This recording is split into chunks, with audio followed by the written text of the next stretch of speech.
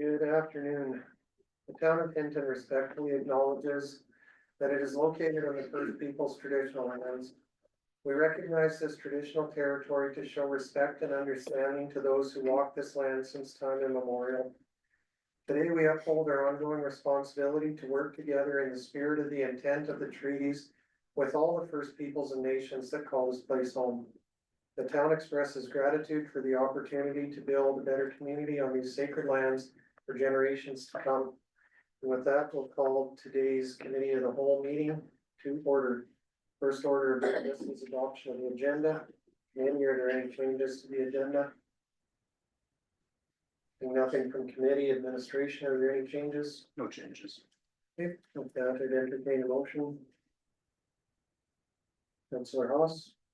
I'd like to move that we adopt the agenda, the committee of the whole meeting for the March 2015. Thank you, Councillor Haas. Any discussion? Seeing none, we'll call the question. All those in favor?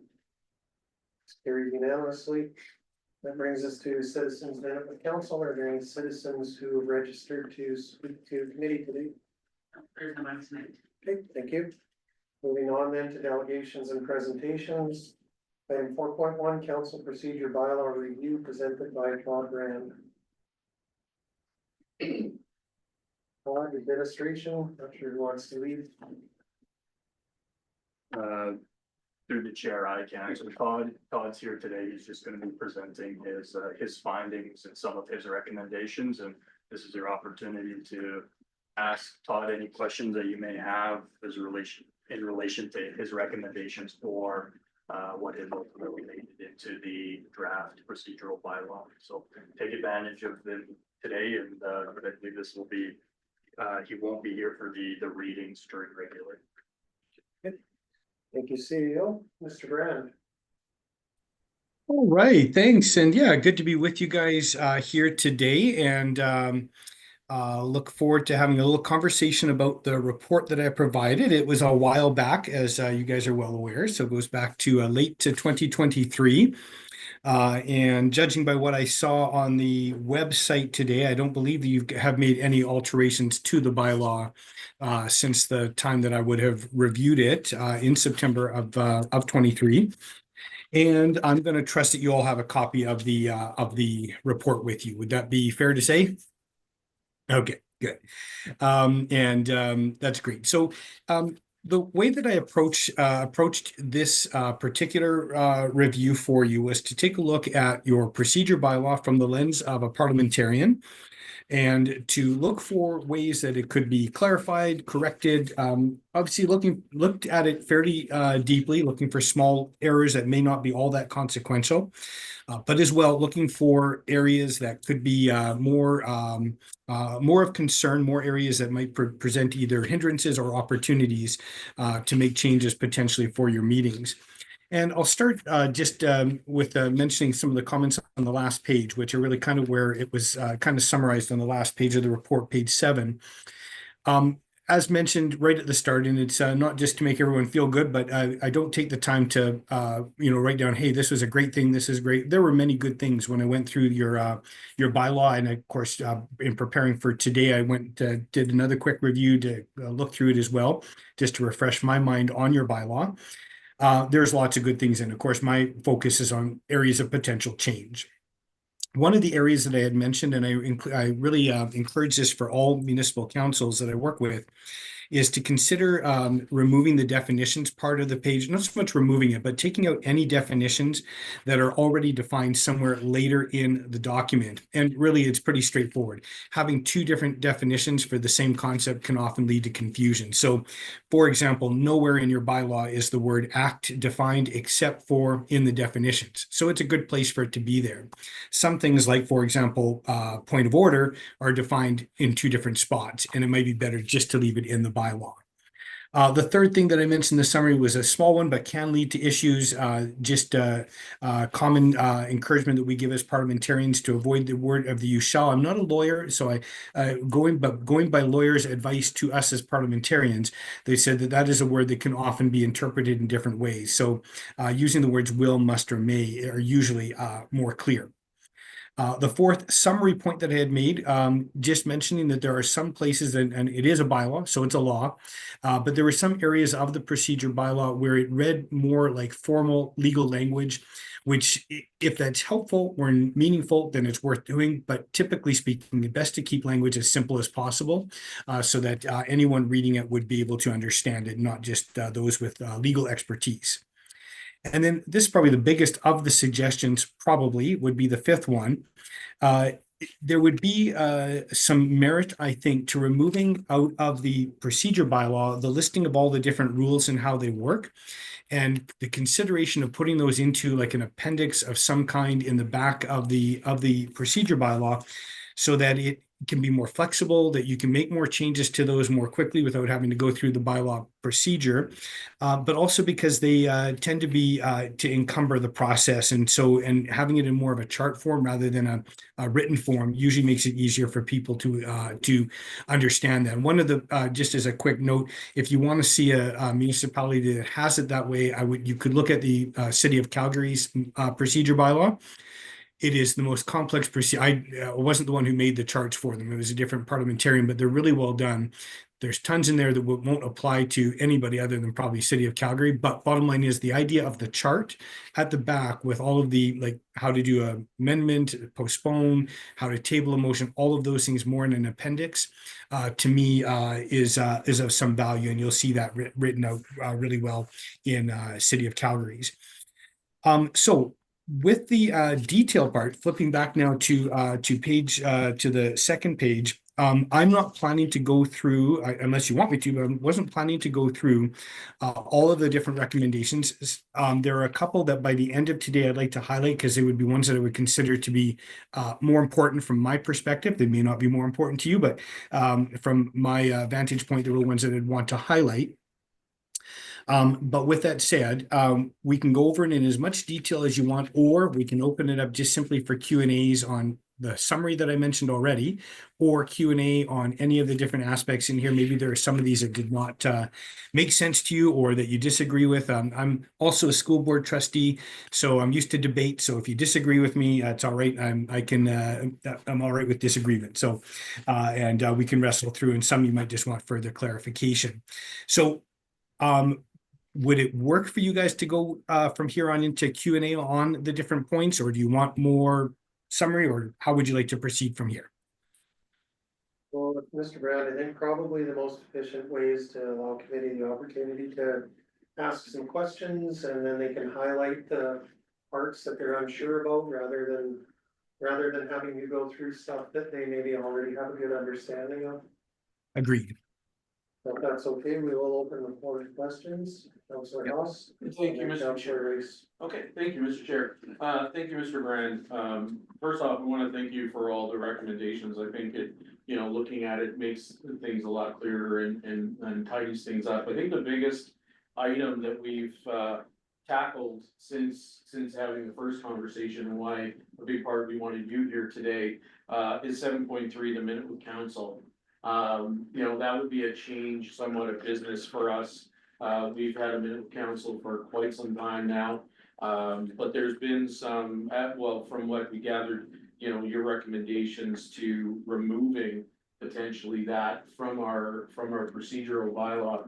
So I wonder if you could speak to, that minute council in your perspective, in your role as to, the pros and cons and what your recommendations are. Sure. Yeah. And so, and specifically in here, the main recommendation in the report was simply to clarify the 7.3 part, which is, it says questions would be made on behalf of council as a whole. It'd really probably be just individual council members who would make the recommendations, but broadening the picture. And this one is certainly one that that is hotly debated across the province. But my personal, just really down to opinion, but I think I can back it with some can back it a bit as well. I'm not a huge fan of councils or school boards having the unprepared for moment with council for a number of reasons. One, very much like we require council members to come and give a notice of motion saying, here's something important to me, but in order for me to get this put in front of you as a council, I need to give notice. I need to make sure that you've had a chance to think about this, reflect on this, and just as importantly, a chance for administration to be able to think through and be able to have a response ready. So I'm a huge fan of public taking part in both school board and municipal meetings. I think it's absolutely critical. So I'm had a community member I'm working with right now that helping them to make a delegation presentation to our school board, because I know it's important that we hear the voice, and they're allowed to be negative. They have to be like polite, but they can be against something. They can speak against a policy or any of what we're doing. But we then have the knowledge ahead of time that they're coming, and then we can prepare. And we actually, the key thing is it really puts a bit of an onus on the public to say, if this is important enough to me, it's important enough for me to prepare and to give notice that I'm coming to do this. When I've seen it done where it's just off the cuff, I haven't seen a lot of good coming out of that, just to be honest with you. It can work well. It can lead to some very good conversations. But as many equal times or more, I can see it leading where it's just where everyone's kind of shrugging their shoulders. Well, how do we're just not even prepared to deal with this at this particular time. And I'm going to push it one little step further. And just before I was ever on school board, I had a local concern with my own city of Airdrie council, and I put in my delegation request, went there, presented why I think there was a mistake being made. They looked at it. Eventually, the decision was made to make a change. Had they said no, that's great. It's not a voting member of the council. It's up to them to decide. But for me, it was actually helped me get my thoughts in order, helped me to make sure I knew what I was talking about. So to me, more comes out of the delegation rather than the moment with. But that's my personal preference on it. If you do them, I think it just needs to be held really tight and making sure that the parameters are very clear and that they stay polite. Can be negative on an issue, but it has to be polite to those who are there. Find that harder to do when it's off the cuff. But no, those are my thoughts. If I can follow up then, I appreciate that, Mr. Brand. So what I'm hearing you say is the recommendation is going with the delegation option for community members rather than coming forward.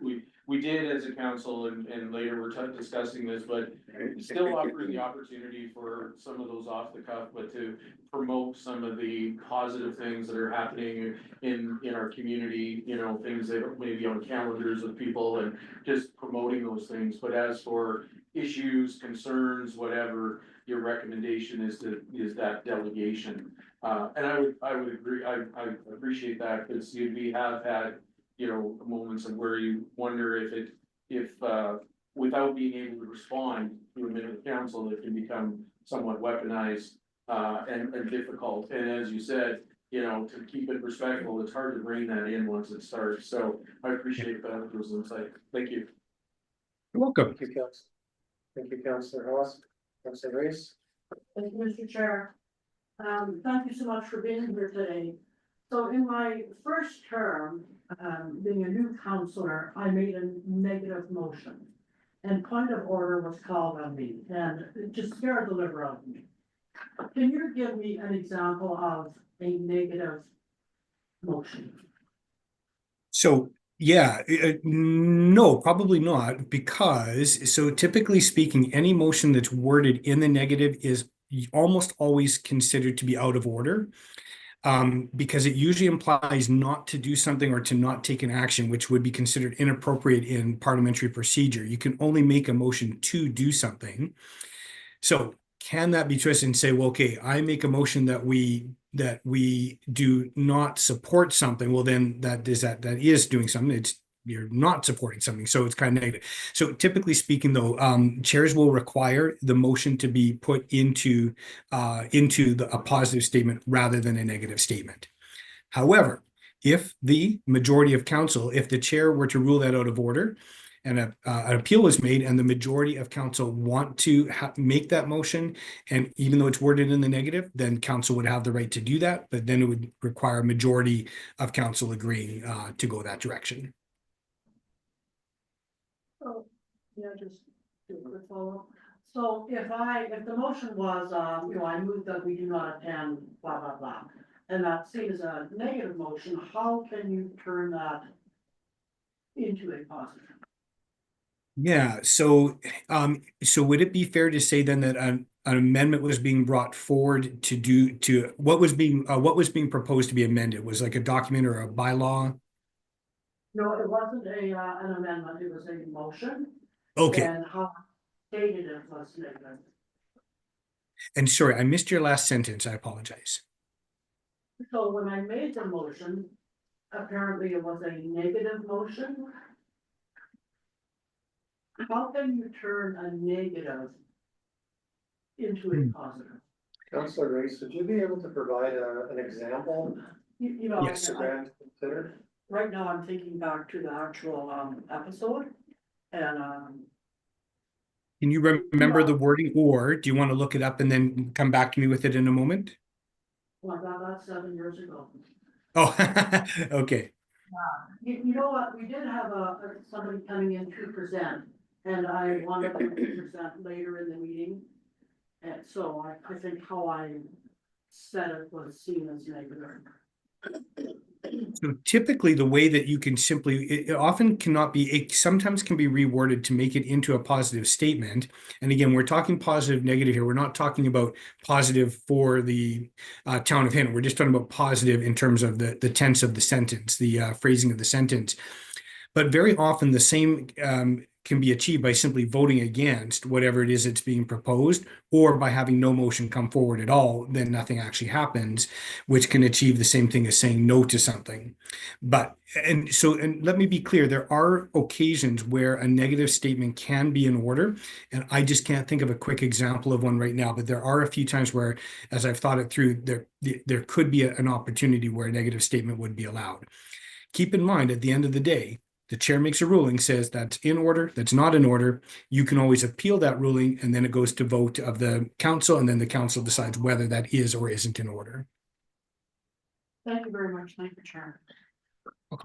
Before we move on, maybe I could throw an example out there, and Mr. Brand, you could maybe advise on how you would handle it. Sure. Say there's a request for decision for council to attend an intermunicipal dinner with other municipalities, and there's an appetite for council to not attend that dinner. How could that be worded so that the councilor's intent that they don't want council to attend the dinner could be communicated through a motion? So that's a good example. It would simply be worded in the positive. I move that. So if you don't do anything, then obviously you won't attend, but then you haven't made a statement about not attending. So in order to accomplish both sides, where it's now it's public, as we've had this invite, but we're not choosing not to, you still would make the motion in the positive, right? Making a motion doesn't mean necessarily that the person making the motion is in favor of that, but they want to have it brought forward for debate, right? So technically speaking, under Roberts, you can't debate against your own vote, your own motion, but typically in boards and committees, that is not always followed as strictly. But you could simply have someone make the motion. It is moved to attend this event, and then you vote it down. You vote in the negative. But would it be the end of the world for that one to go? I make a motion that city council or town council does not attend this particular event. You know, it's not really a hill to die on. If that's the way it got pitched and council was okay with it being worded that way, and you voted, yeah, we vote in favor of not attending, honestly, it's not that big of a hill to die on by any stretch. Well, then I guess the follow-up question to that then is, because you're not technically supposed to speak against a motion that you made, how could a councillor express their will that by putting that motion forward, they actually don't want council to follow through, to support the motion? Yeah, I think then this might be one of those cases where a negative motion might actually serve a purpose for you and may be the best way to proceed. Councillor Race, Thank you very much. okay, committee? Councillor Taylor, go ahead. I have a question regarding administrative inquiries. I don't know if my numbering system is the same as yours. I think it's different. That's the section that starts with if an inquiry involves a written response, we provide it at a future meeting and the CAO determines that the cost exceeds $500. One of the options is that by majority vote, they direct administration to abandon the inquiry. I guess my question is, So a counselor can come to council and get told no for $500 that he can't get information. Yet he can go away and go to the front desk and as a citizen, spend $25 and get the request handled through FOIP. That strikes me as a faulty process. Would you have a comment on that? Yeah, it's yeah, it's an interesting one because what you want to, in my opinion, what you want to prevent, and yeah, I've got it down as 25.0, but it kind of covers some different concepts in there. So you want to make sure that that a member of council is not directing work of staff through their position as a council member. To some degree, it actually does make sense to me that it actually would be done if it's not something that council agrees to do and agrees to spend money on. It kind of actually does make sense to me in a way that you could still do that as a private resident because you don't give up those you give up some freedoms, but you don't give up your basic freedoms and rights as a member of community by becoming a member of council. But if a council member can direct large scale inquiries into information, that can be, it could literally cost a town council, $10, $20, $30, $40,000 over the course of a year of time that's invested in bringing that money. And so just like you can't direct the CEO to say, hey, you know what, I want this street light change, please go and change that. I'm an individual council member, go change that. The premise is you also can't direct them to do any other types of work unless there's a majority agreement.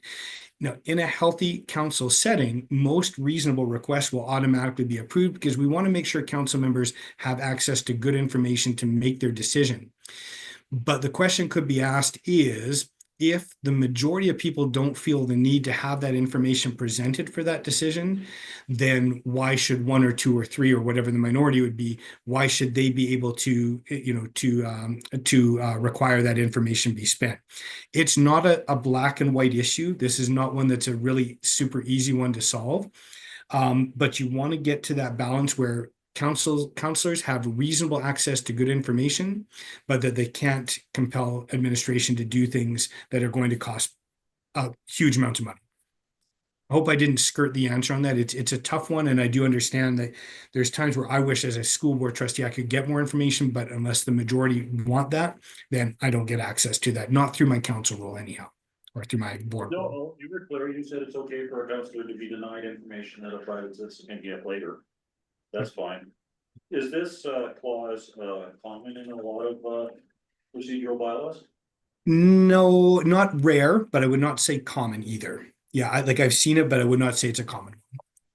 All right, thanks. Councillor Taylor, any? I have a question about delegations. With our draft bylaw that's before us. In terms of delegations, it just simply states that delegations have to submit in writing and then they will be informed as to what date the delegation may appear. Are there other procedure bylaws that control who can come, who can appear? How is that managed? How are delegations managed? And I ask, without any mechanism, delegations can basically submit to come before council with no control over whether they appear or not. And they may or may not be presenting on anything that's even relevant to the governance of the municipality. And in addition to that, what happens in the event that a municipality is flooded with requests to appear as a delegation? Yeah, so a couple of things on that. So within anything that is, within the parameters of law, it's, I think, really important for councils to control what is and is not allowed with delegations, keeping in mind that those parameters have to be fairly broad. But for example, if someone were to want to come with a very hateful, motivated talk, so we require our delegations to submit their presentation material to us ahead of time for a couple of different reasons. One, we will say no to a delegation for a set criteria. One, it's a personal matter between a member, like it's one that shouldn't be handled in a public context, right? So they're trying, like, for example, let's say they have a complaint against a staff member. There's a complaint process, all that probably would not be dealt with through a delegation in front of the public. So there are rare times where we would say no to a delegation because it's just simply, it has nothing to do with our school board, or in your case, it has nothing to do with our town. So we don't feel that we need to provide time or space for that. How do we make that decision? For ours, it is, we have our, and it could be done a million different ways. It could be a committee, it could be the mayor has the initial yes, no to it. In our case, we have a committee that decides yes or no on delegations, but all of the rest of our board is informed of the no. In case that we don't agree with that, we can push that item back on and say, hey, you know what, that shouldn't have been a no, that should have been a yes. We always will allow delegations. Sometimes the delegations are coming to say, you guys messed up, you've done awful things, you really shouldn't do this, please change this. We're okay with all of that. What we're looking for is it a personal attack? Or are they actually doing something? Let's be clear. During COVID time, it got to the point of almost being hate speech. Like it was very much, we're going to do these things to you if you don't change your mind, and we don't allow that type of talk, right? So with that said, parameters fairly wide, but it is, I think, okay for town council to say, no, we're not allowing this particular group, not because we don't like you, but because of the content is either off topic or volatile. Not volatile. It's not, some things will be volatile, but hateful or hurtful to a certain group, right? So maybe someone's got a real beef against one of the other associations in town. Maybe it's the Minor Hockey Association, and they want to use town council as a front to say, we think our Hinton hockey needs to, blah, blah, blah. Well, that's not appropriate. That would not be a good use of in front of town council type presentation. Does that make sense? It does make sense. How is that procedure? Is it captured in a procedure bylaw typically, or is it more of just a practice that's employed? So what I would say would be not necessarily what's most common, but would be, in my opinion, the best practice is to embed in the bylaw the very key components that everybody needs to be on the same, that the council would need to say, here's what we think needs to be the parameters around delegations. But very typical and helpful to then say the details of that would be spelled out and could be in, for example, in a town policy, right? So that you're not having to, every time you want to say, well, we want 10 days notice on this, we want to change it to 12. All of that could be handled at the policy level rather than at the bylaw level, right? So with that, you want to embed in the procedure bylaw the things that you want the public to be very clear on. Probably the speaking time is actually a good one to leave in the bylaw. And then anything about, in terms of what forms to fill out and all the different things in the vetting process, that you want to leave, I think, a little bit more flexible and leave that more to procedure. That procedure should still be clear, and you should be able to point to it somewhere on your website, but it should be easier to change some of those more administrative details rather than the bylaw. Sorry, just to follow up one more, just quickly. Did any of your recommendations speak to any changes to the delegation procedure we currently have? Yeah, there was a few, so I'm just going to quickly take a look. I think there were there were several, so I'll just quickly look at them. 8.3, yeah, let's just take a quick look at that. 8.3 was about somebody's authority, so as you'll see all through the recommendations, making sure that the right level of authority is assigned to each decision. Presentation time. Oh, so this one was what if it was going to be longer than 10 minutes, exclusive of the time, it could be extended by the discretion of the chair.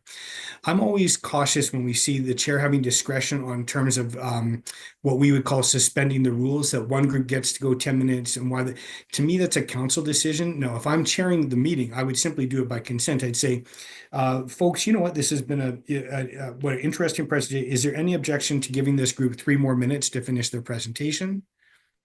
Okay, there's no objection. You have 3 more minutes for your delegation, right? But really, the chair, I don't think, should be the one that has that authority. That should be through unanimous consent. And then if someone disagrees, you could vote on it. Consider then the second one, the phrasing is unclear for delegations for 8.4. Delegation speaking to the subject will be restricted to the subject matter only. Just grammatical, the sentence flow in that one was all that it kind of doesn't flow grammatically. So that was a really minor thing. 8.5 in questioning the words 8.5. Yeah, in here, I think there may have been a cut and paste from the public hearing wording, and you don't want to use the word hearing in the delegation section. So this was simply replacing that one word to make it more clear that this is a presentation, not a hearing. And time frame may be helpful, perhaps it can repeat. Yeah, so I think it would be unfair to say a delegation could never return, like for 30, 40, 50 years, they could never come back. But you don't want a delegation saying, hey, we didn't get any change. Council ended up doing nothing with our idea. We're coming back every month until they make a change. That would be counterproductive. I would suggest rewording this one simply to be that maybe making it a 24-month or a 12-month, whatever you guys think is appropriate. But after a certain amount of time, a group should have the right to come back and make a presentation on that same subject. How long that should be, my default would be about a year, but that's, probably up to you guys to decide what your comfort level would be. There was a question originally back about what if you get too many delegations? I think then, I don't see any other way around it other than to do a couple of things. One is to say we only do 3 per meeting or 2 per meeting. And then they just simply have to wait till they get in, or if there is a comfort for that, council could do a special meeting just to hear delegations, but at the same time, I think it may not be a bad idea to put down that there is a limit of 3 delegations per meeting, so that people are not caught by surprise that they may not get theirs spoken to right away. And you could also add to that, now I think about it, and it could be up to council to when there's more than 3 that are coming forward, that council has the right to determine which ones are most time sensitive, right? So, or you could leave that to administration. You could assign that task to admin. But I didn't catch that one until you brought up that question, but that might be a good thing to add, just like, what to do if there is too many. I think the recommendation that you made that most closely hits on my question was 8.3, to consider whether this permission should need to be granted by the will of council. And I think that might be something that's missing from the draft version of the bylaw that we have, so I'm sure that'll come up later this evening. Okay. Councilor Taylor? Related, so we have this happen, this is the problem with council, we only seem to have it happen 2 or 3 times a year. It's usually when we're making a decision on a contentious topic. Usually somebody comes to present, and they're a presenter, and then like 10 people want to speak at a minute to council after that. Now, so, and then basically, they all almost present close to the same thing. So, that's, and the first 1 or 2 sometimes aren't as polite as you would like them to be. That seems to be the problem. Yeah, So- yep, sorry, go ahead. That could be covered with we have an agenda committee, and that needs the mayor and another counselor for consensus, but they could if there's 10 presentations in a row, or what do you call them, delegations, they could just reduce that to the first 2 or 3, right? Because presenters who represent the organization that's talking in the first place. And they not be disallowed, they'd be slotted in at some future date, but that would be after the decision is made, so they wouldn't want to come anyways.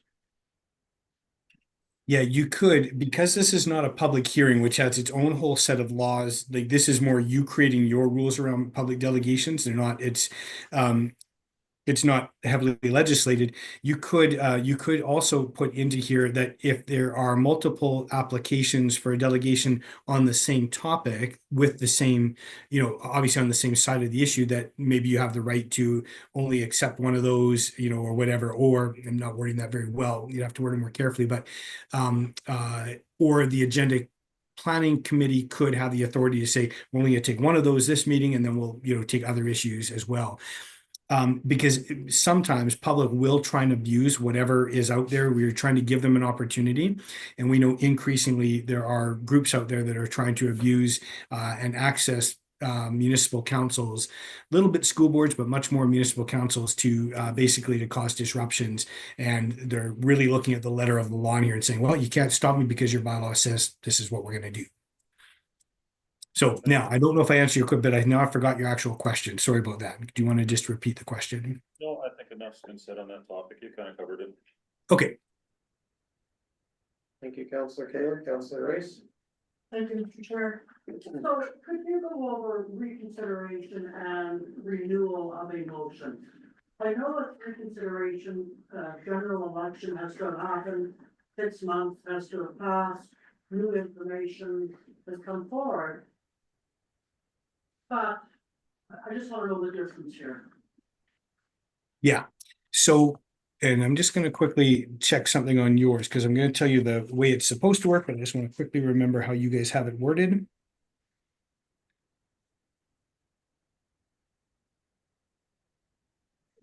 Page 27. Yeah.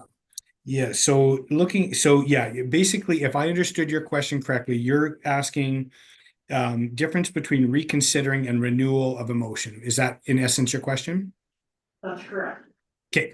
Yeah. So, yeah, and I think you guys have this mostly correct in here. So first of all, reconsideration of a motion only takes place within the exact same meeting that the motion was voted on.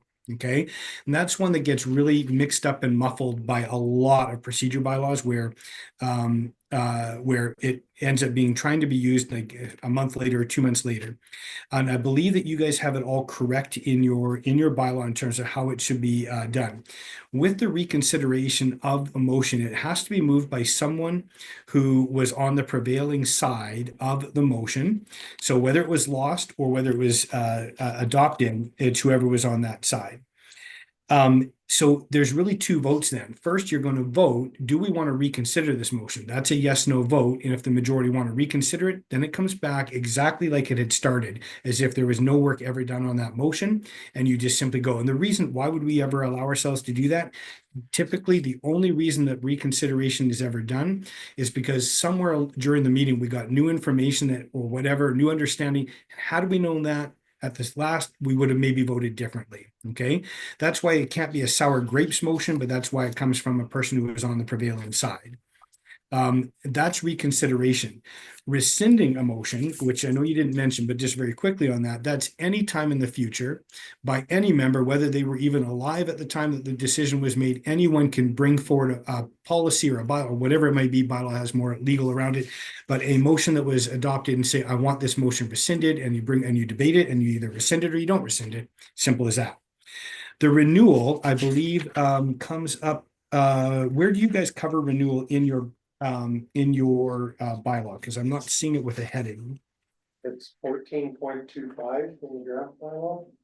Okay, in the draft. All right, let's see if it's close to that in the original current one.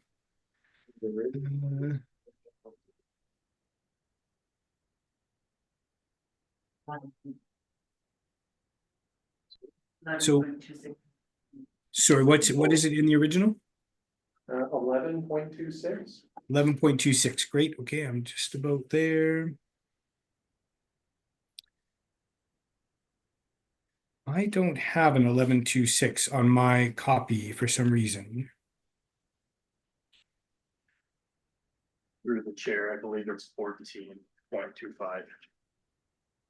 26 and 27. In the current bylaw or in the draft bylaw? Yeah, well, the one I had was what was current because I printed it right off today, earlier today, to make sure I was using the most current one. So it's actually what's on the website. Well, Mr. Brad, we have a draft bylaw before us that incorporates Some of the changes. including some of the recommendations that you put forward. Yeah. Yeah, and yes, and I was aware of that, but because my report was based off the original one, that was what I did the today's session of. So let me renew. What is your time limit for renewal? Do you guys have a time limit that a motion cannot be renewed for X number of months? Ernest? Through the chair, would it be possible to have our secretary send Mr. Brandt a copy of the draft so that we can discuss sections 14 specifically as they're worded in the draft at this time?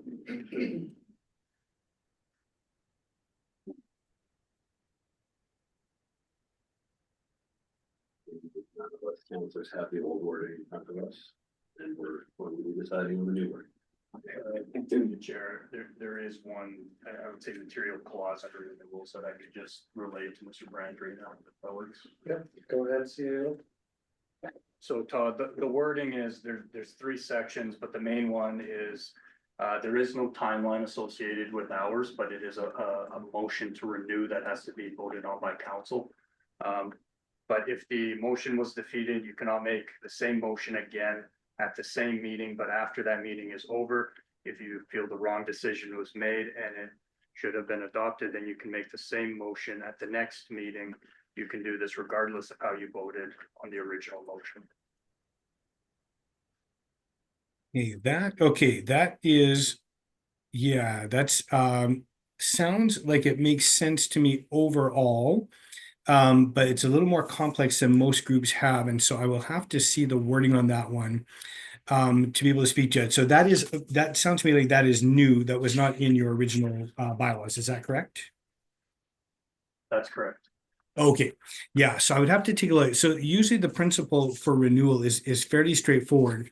You want, like, so under Robert's rules, and this is not a good thing, but under Robert's, you can bring up any motion at the next meeting. So I could move to do X, Y, Z, and I can bring that up every single meeting for 100 meetings in a row, gets voted down, I just bring it up again.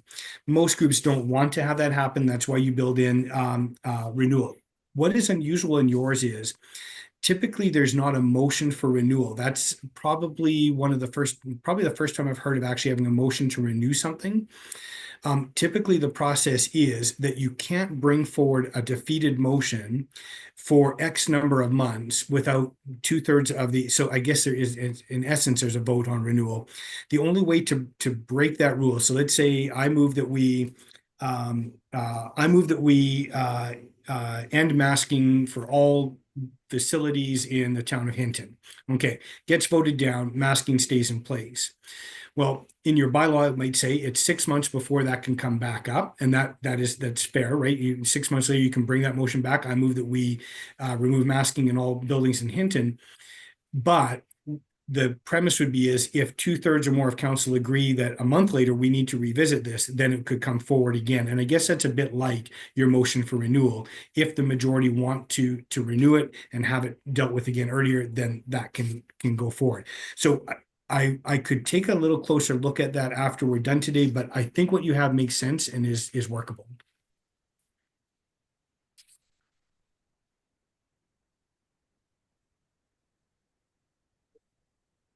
Councilor Taylor? Yeah, I had, under 14.27, I had that this was odd. And that's that you can renew something again and again, meeting after meeting after meeting.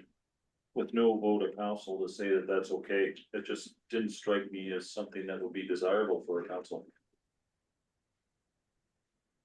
Yeah, so if I'm hearing you correctly, are you saying that the current wording that's in the new proposed bylaw does allow it to come up every single meeting? Yeah, looks like it. Okay, so in that case, I may have misheard again, going just by what I'm hearing, not by what I'm seeing on this one. Yeah, so that would be a problem, and you may want to put in a time frame for that rather than so that there's, and again, good council members won't, badger council with this, but you may get a bad council member somewhere down the road, and they just say, nope, this is the one reason why I ran for election, and I'm just going to keep bringing it up every meeting, and that's something you would want to avoid.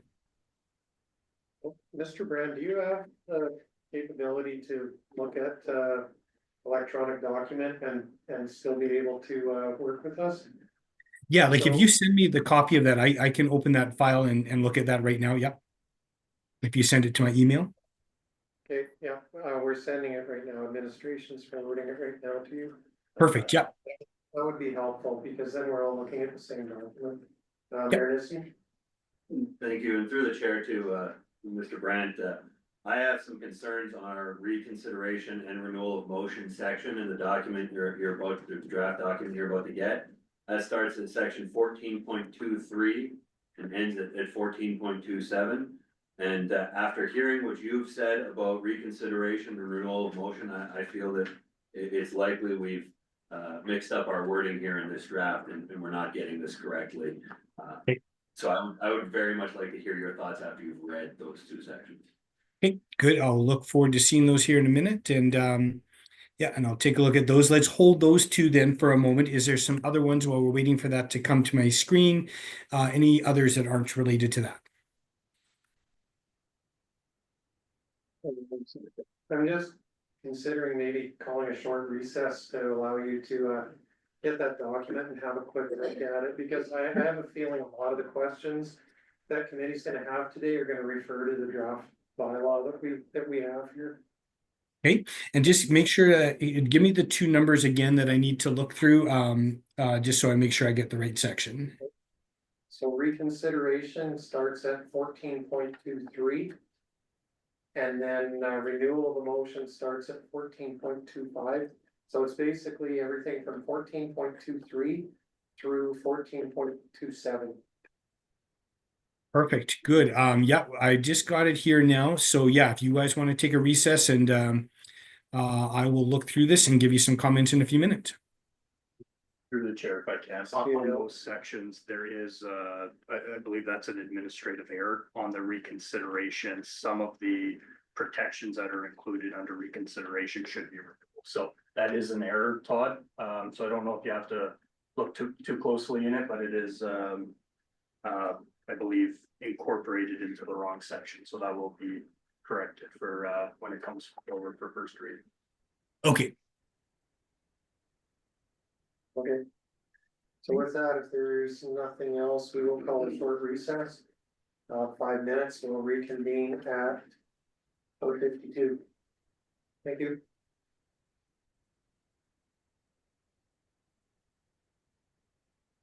Good. Okay. Are we recording? Okay, we will reconvene today's committee of the whole meeting at 4:51. When we left, there was some questions around reconsidering and renewal of motion. Mr. Brand, did you have a chance to take a look at those sections? I did, yes. And now I did look, and yeah, there's definitely some error in it. Which was the part that right at the end there, it was pointed out is a part that was not was improperly put in. Could you remind me which part that is? Through the chair, some of the procedures and that should be included in the renewal of motion is included in the reconsideration. Like you said, the 6-month rule, that's in reconsideration, but that should be in the same meeting that a motion was passed. So those sections will have to be looked at. Yeah. Yeah, so that yeah, so basically I agree. So with the first little parts there of reconsideration 14.231, 2, 3, those one, yeah, so a couple of those top ones in particular really apply more to renewal of a motion. Under renewal of a motion, I'm not sure what the phrase under 26 means. These motions only relate to things that have been adopted. Typically, renewal is only for something that has been defeated. So I'm wondering if that was an error as well with 26. Because really the renewal. So I think there's definitely some cleanup needs to be in here without question. And this is a tricky area. Reconsideration in most councils will likely happen once every 10 years, like quite literally. That's probably as often as it'll happen. It is in Robert's rules because in a 3 or 4 day conference, it is actually quite common that after 3 days of debating different things, you need to go back and reconsider something. It is really rare in a municipal council to ever reconsider in the same meeting something that we just decided a half an hour or 2 hours ago, but still a good principle to have in place. The renewal, I think we've already talked about it. If you drop those things down, now to renew a motion, but 1427 will conflict with what we see in 23, 1 and 2, right? So 27 currently says if the motion was defeated, you cannot make that motion at the same meeting. That's correct. But it's following it's following Robert's principle in 27. If you feel the wrong decision was made, should have been adopted, you can make the same motion at the next meeting. The last part's correct. Doesn't matter how you voted on the original motion, but this is where that 27 is correct by Roberts, but it conflicts with what you have in 23, 1 and 2. And in my opinion, for most councils, you don't want to have it where it can come up every meeting. So the 6-month idea for renewal does make a lot of sense. Keeping in mind, you can suspend that rule if an urgent thing came up and the majority agree, yeah, no, we do need to reconsider it. It's not one person, but the majority of us think we should reconsider it. Then you can go ahead and reconsider, or sorry, I used the word totally wrong there. Renew at that point, right? So reconsideration, once something's been voted on, you can't renew it defeated motion, okay? Sorry, you can't renew motion. There's no point to that. It's already been adopted. It's in effect. The one motion that's critical here now is the motion to rescind. And I mentioned that in our earlier conversation. At any time in the future, any member can vote to have something rescinded. And that is, yeah, that's always the right of a council member to bring forward something to be, or to amend something that was adopted in the past, right? So maybe you're not asking for rescinding, but you're asking for it to be amended. Now, I got a little thing on my computer that said my internet got unstable. Have you guys been able to hear me? Do I have a couple of head nods that you're still hearing me? We can hear you, but it has broken up a couple times. What has broken up a bit? Well, good. Then the 2 or 3 mistakes I made in there hopefully won't be because I got myself befuddled a bit in there and got the words wrong. So reconsideration only in that same meeting. Renewal of a motion only for a defeated motion, and what is the time frame when it can be brought back for renewal, and then rescind is to defeat something or remove something that was done, and it can be any time in the future. Now, some questions on that because I'm not sure if I made that clear. And there's definitely some issues with how it's currently worded, but you guys already pointed that out. So I have a question specific to 14.27. It specifically says you can make the same motion at the next meeting. It's not necessarily the next meeting, it's at any future meeting, is it not? So that's it. So that's where it's really up to you guys what you want to agree to. So again, the Roberts default is you can make that same motion at the next meeting. You're right. It sounds like it has to be the next meeting. I think it means any future meeting.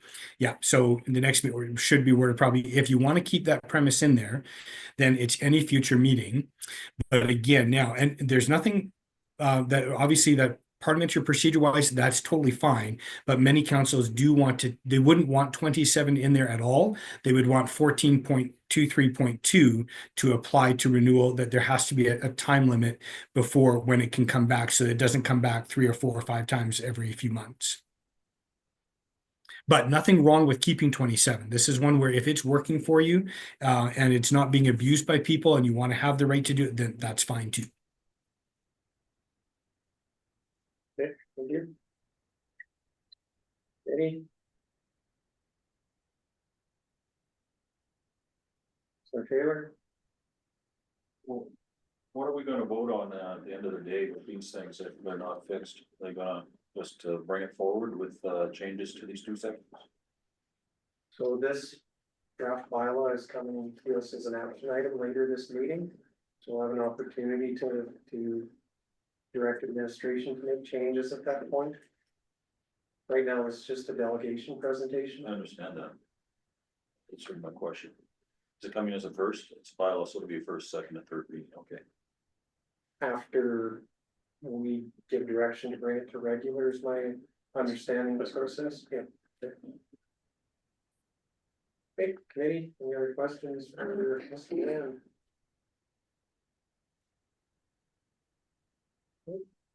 Yeah, if any of that was not clear, please ask, because it is a tricky area. Those motions are often interchanged and confusing, so feel free to ask if it was not making sense.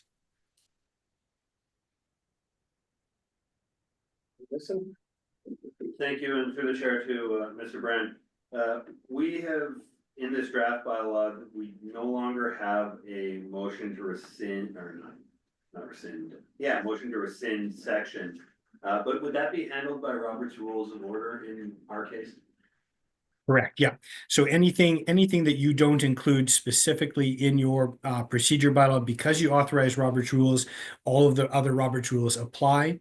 And if it applies exactly as found in Roberts, unless you've made changes in your bylaw. Your bylaw trumps obviously whatever Robert says.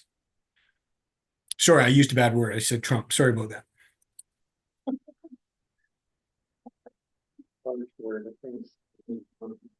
Committee, anything else?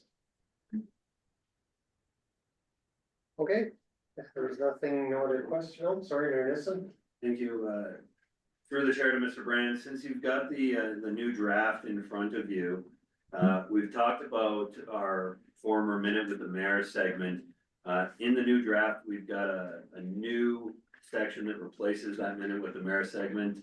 That's been proposed, it's section 9, community announcements. Would you be willing to read that section and give us your thoughts on whether that looks like a procedure that will be effective?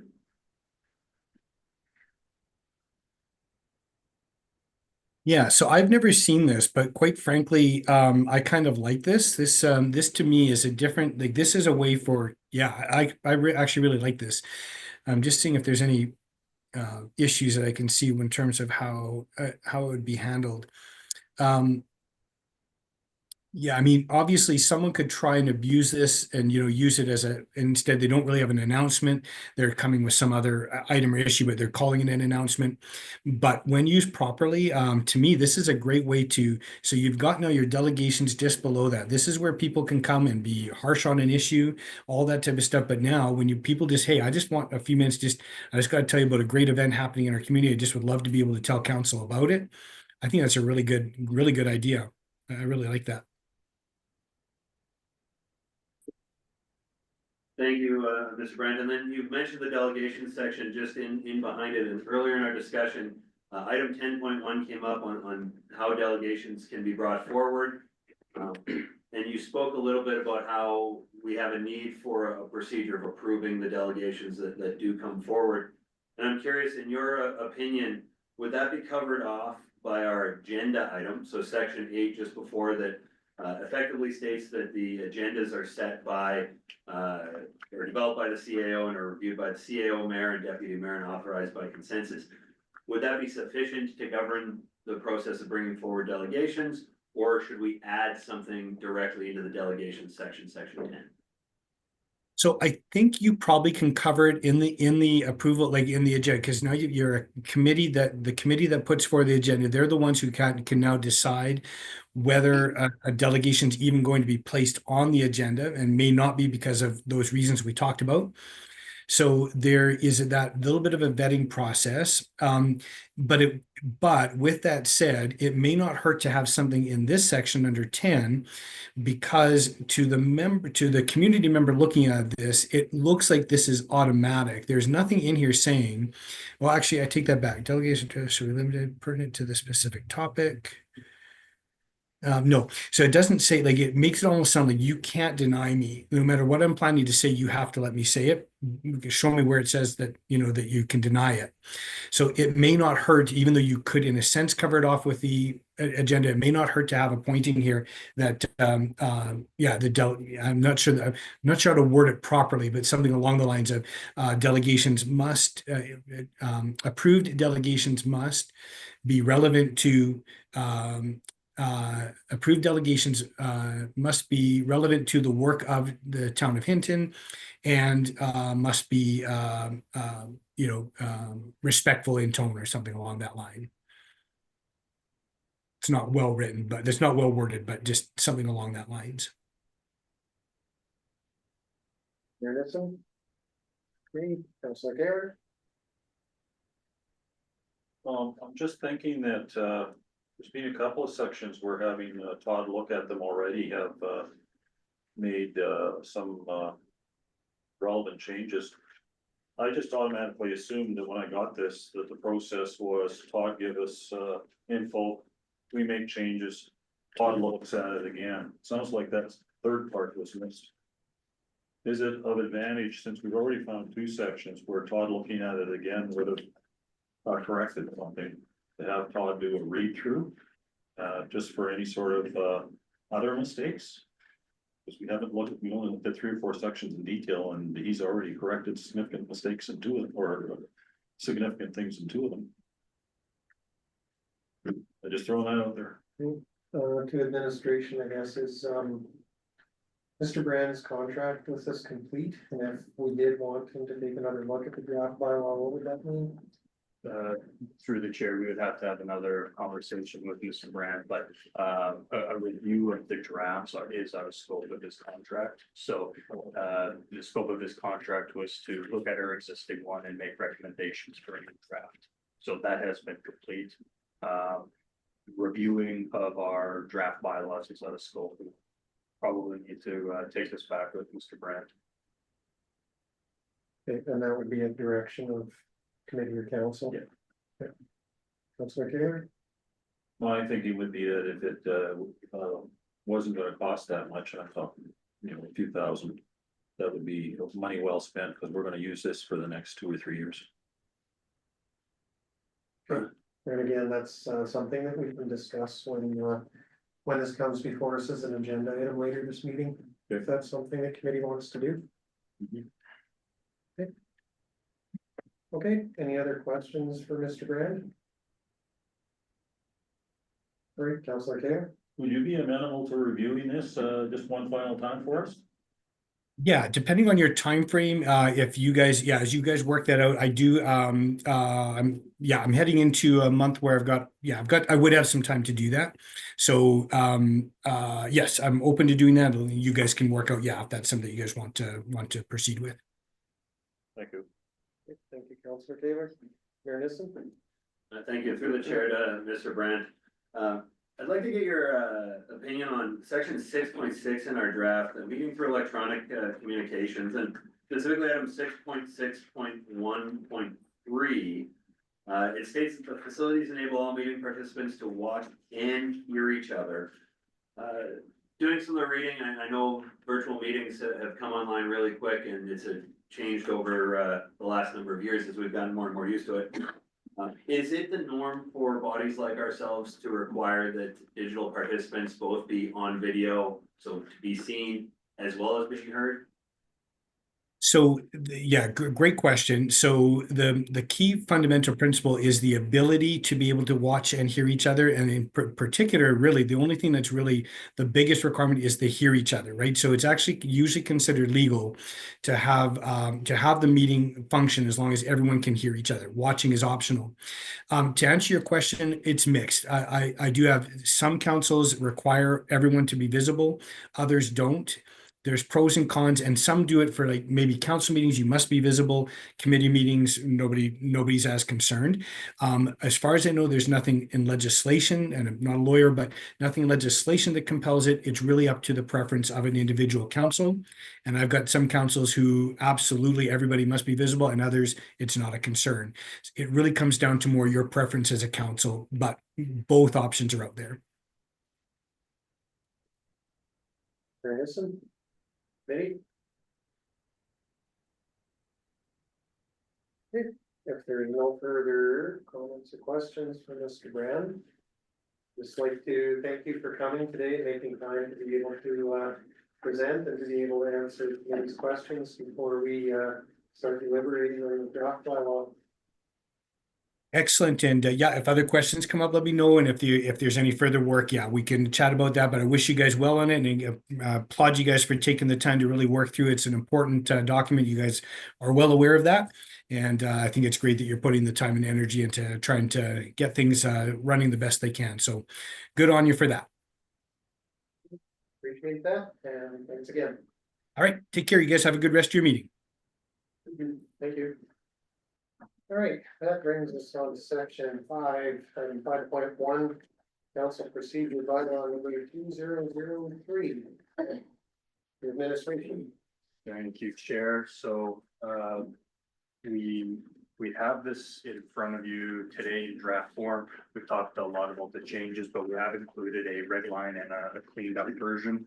The recommendations from Mr. Brandt that were included from our original have been incorporated into this document. There was also a council committee process that had taken a look at this as well.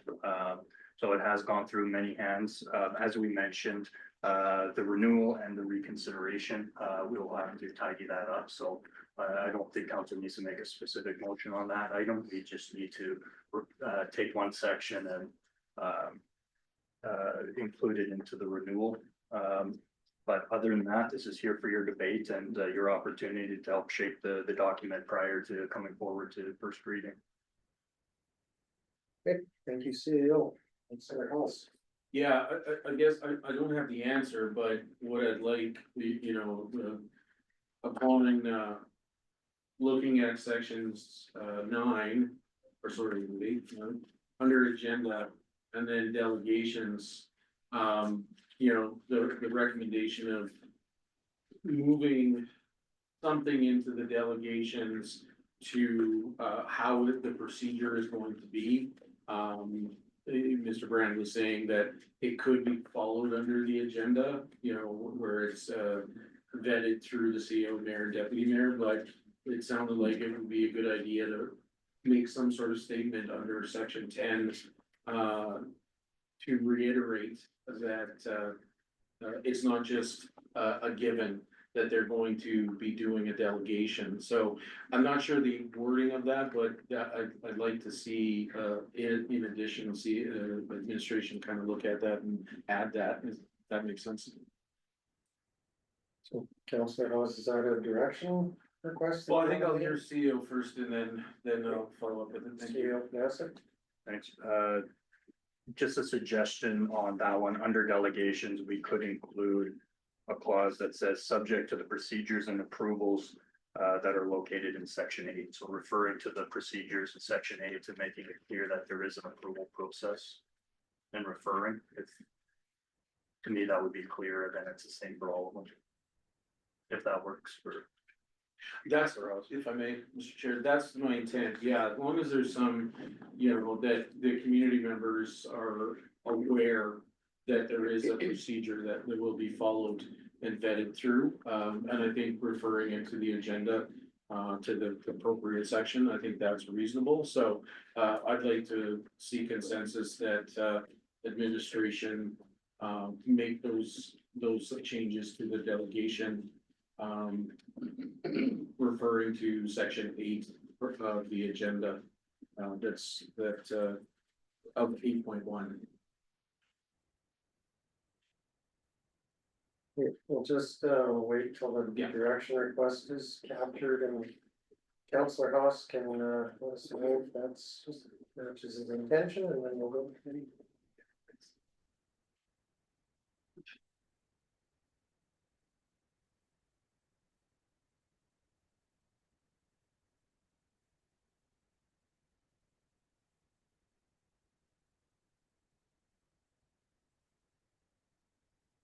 The community see consensus to make changes to section 8. Or sorry, section 10, section 10. Yeah, and referring to 3.1.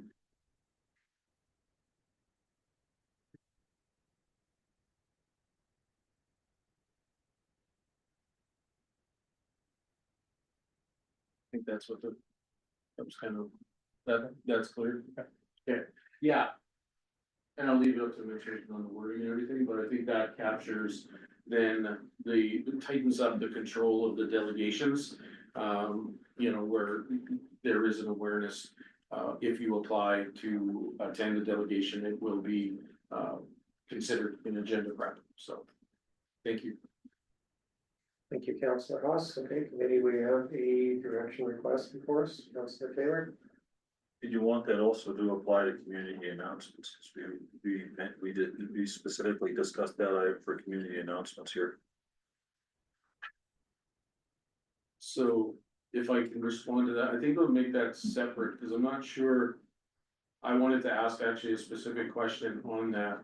Okay. Because when the registration is in the period, so I think I'll leave it at that for now, and then, Okay, thank you, Councillor Taylor, Mayor Nisson.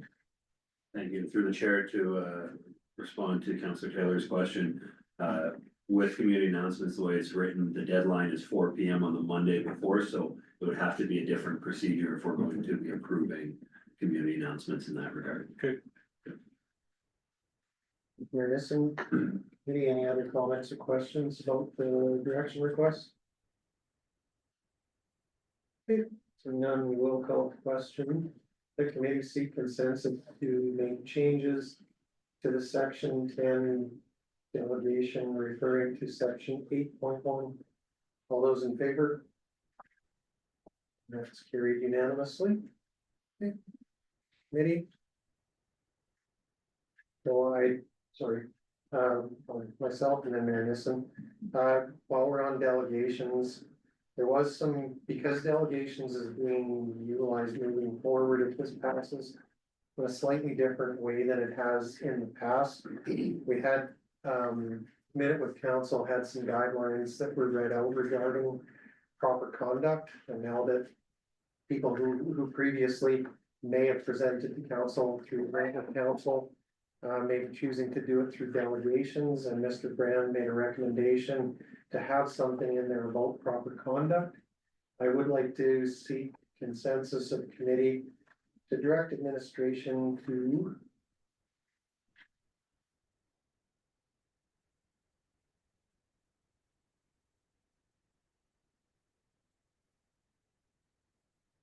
include in section 10 delegations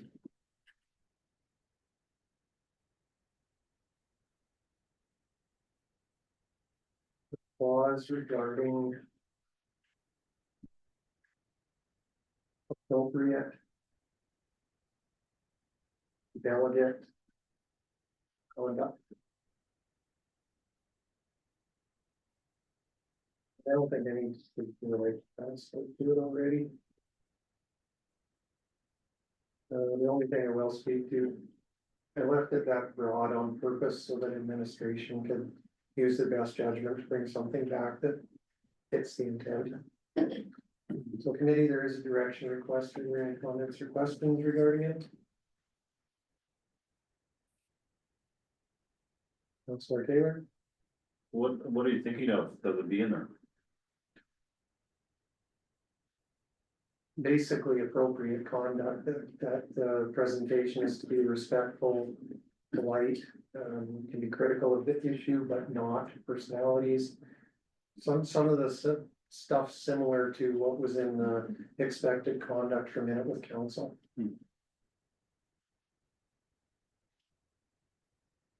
Maybe any other comments or questions? You're missing? I would like to comment to Councillor Taylor's question. I think that the remarks as they're listed in our current agenda, keep your remarks concise, limited to 10 minutes for the delegation. Address the chair of the meeting when speaking to council, avoid asking questions since it's not a Q&A, and maintain a respectful tone and language fit very well with Councillor Stashik's intent here. So I'll be in support of this. Thank you. Councillor Haas? Yeah, I'm in support of it. I just question, because delegations. I guess the questioning part, the avoiding questions, and it's not a Q&A, because it kind of turns into a delegation, turns into then a Q&A on our side of things, I guess. So is that what you're, because we're allowed to then ask questions and clarification on the delegation. It's the other direction?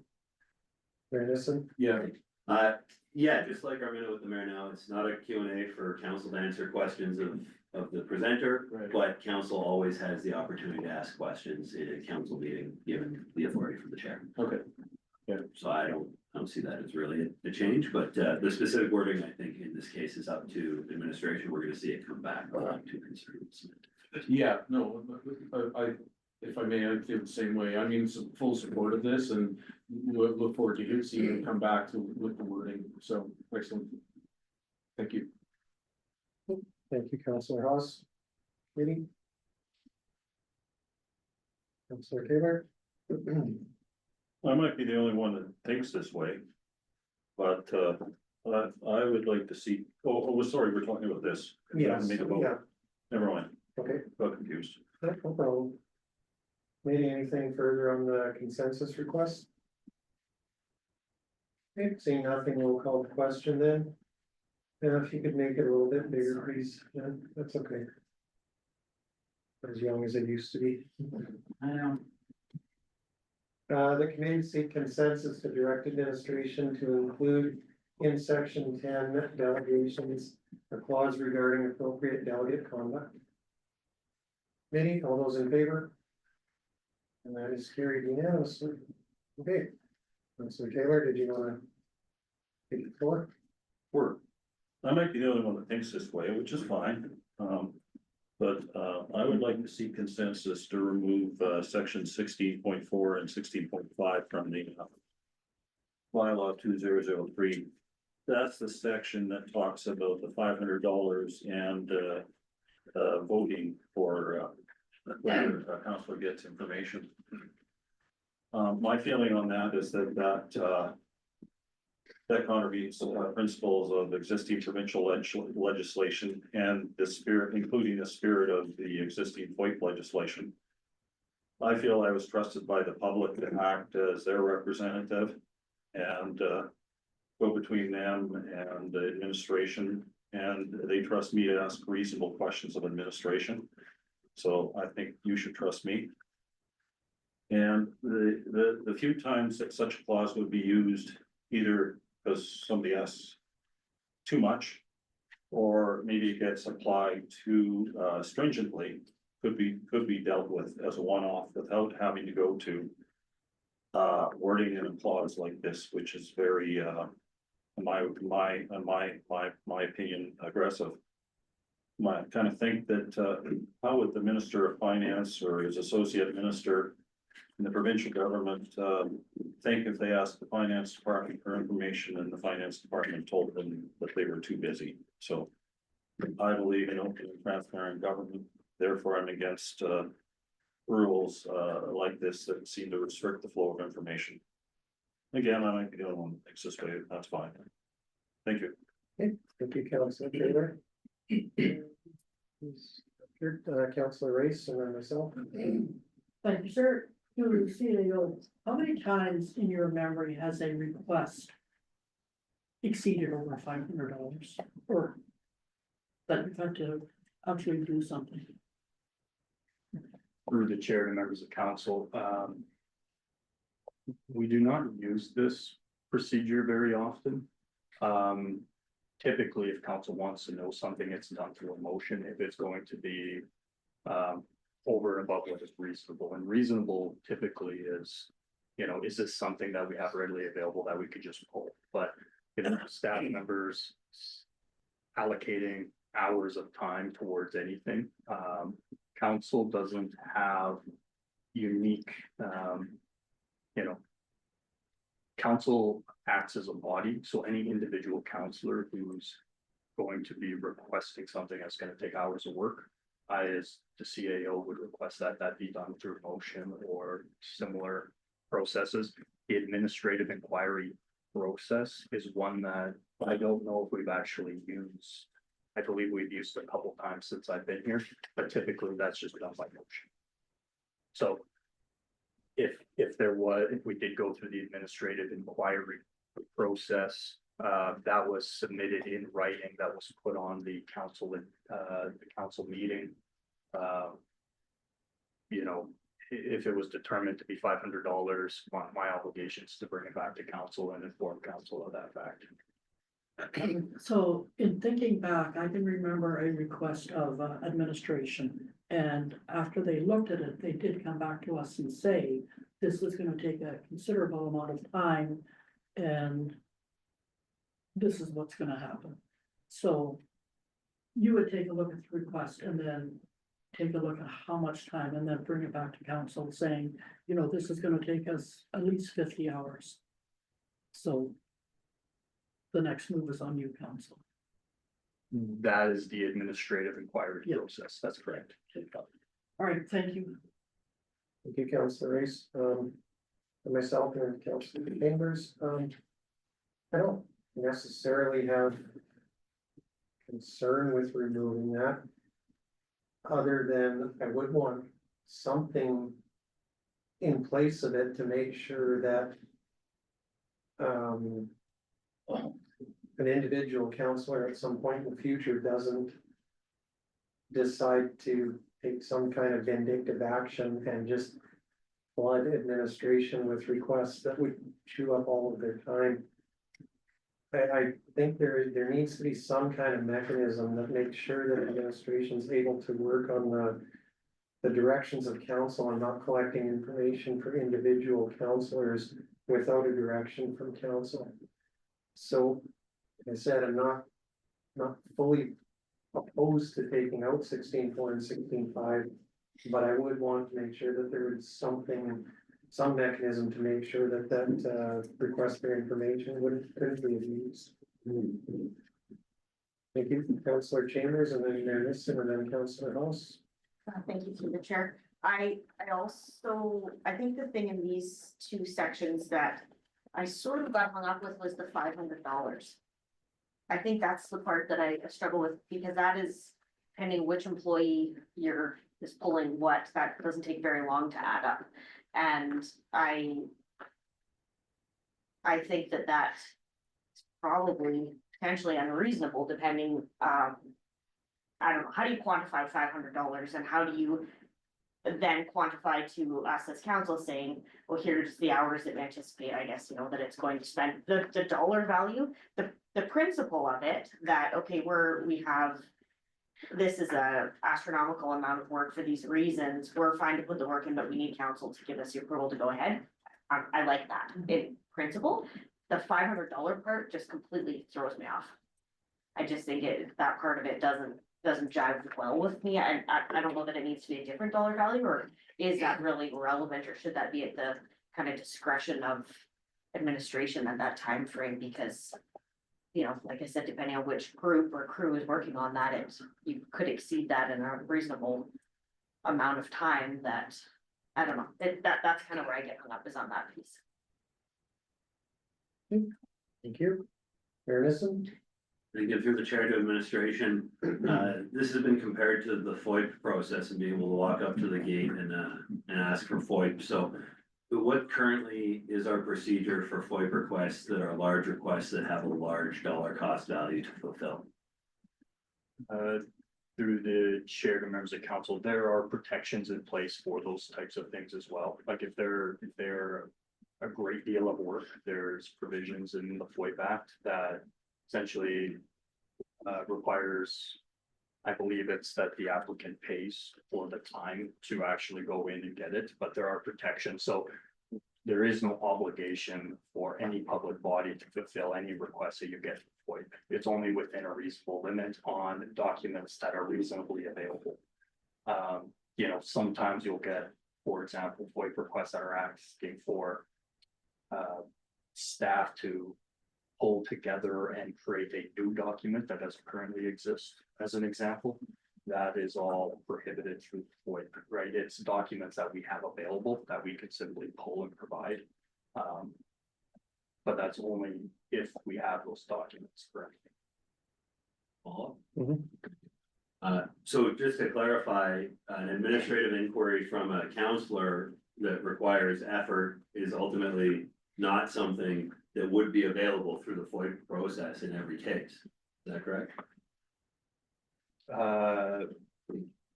That's correct. Yeah.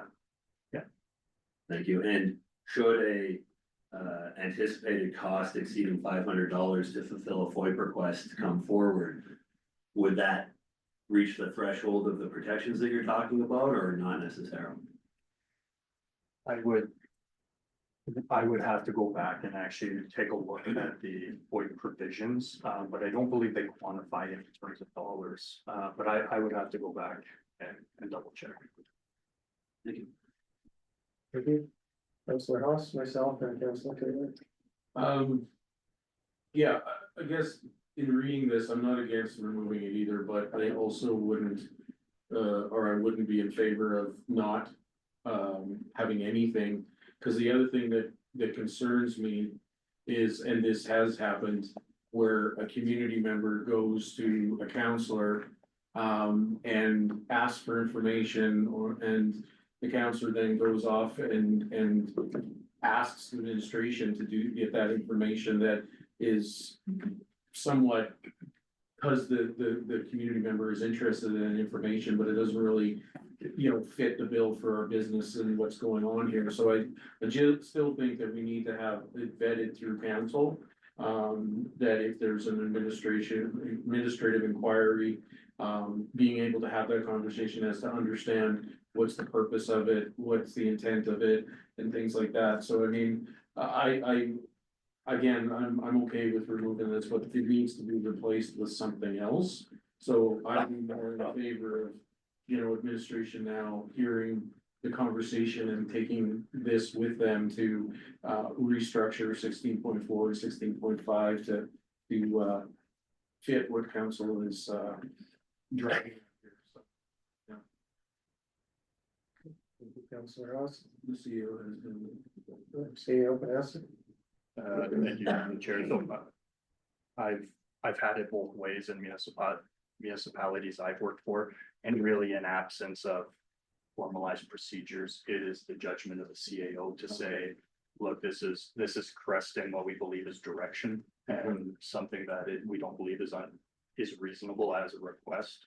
And it's not because we want to prevent the flow of information, but we also have to be reasonable, and good councils, I've never found this to be an issue.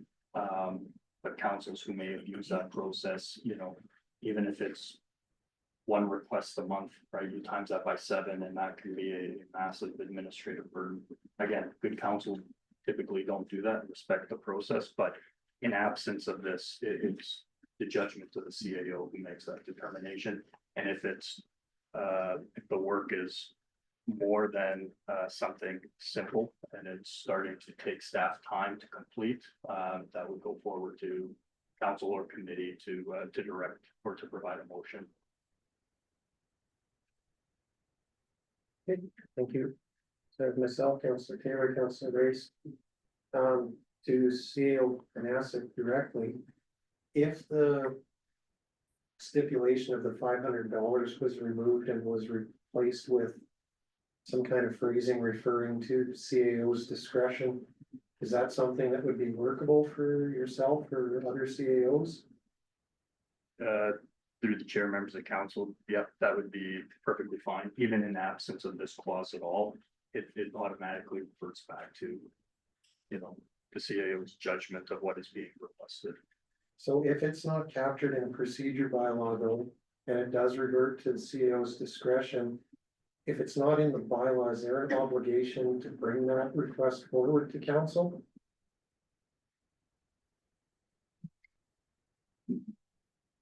I would say that all CAOs have a requirement to protect the organization and make sure that anything that requires, more than a reasonable amount of work is authorized by council. So council is directing it, because council only can act as a body, not as an individual. So there's always a line, but each individual CAO is going to have a little bit of a different line on what they consider reasonable. So that is usually the reason that a more formalized inquiry process is included in here. It's really just to standardize the CAO's judgment on what they believe is reasonable and when it crests direction versus just an inquiry. So there may be a little bit of inconsistency, but just typically our process has been that. If there's a question, typically we're not including that prior to the meeting. It can just be an inquiry at any time. If there are reasonable questions, we try and get back to council, just like we would anybody. This is a little bit more of a formalized procedure. I appreciate that. If there was to be some change, I would like to see something in there that obligates a CAO to bring a request to council if they feel that it's belongs. I wouldn't want a CAO just telling me, No, Councillor Ostashik, that's a ridiculous request and I'm not even gonna consider it.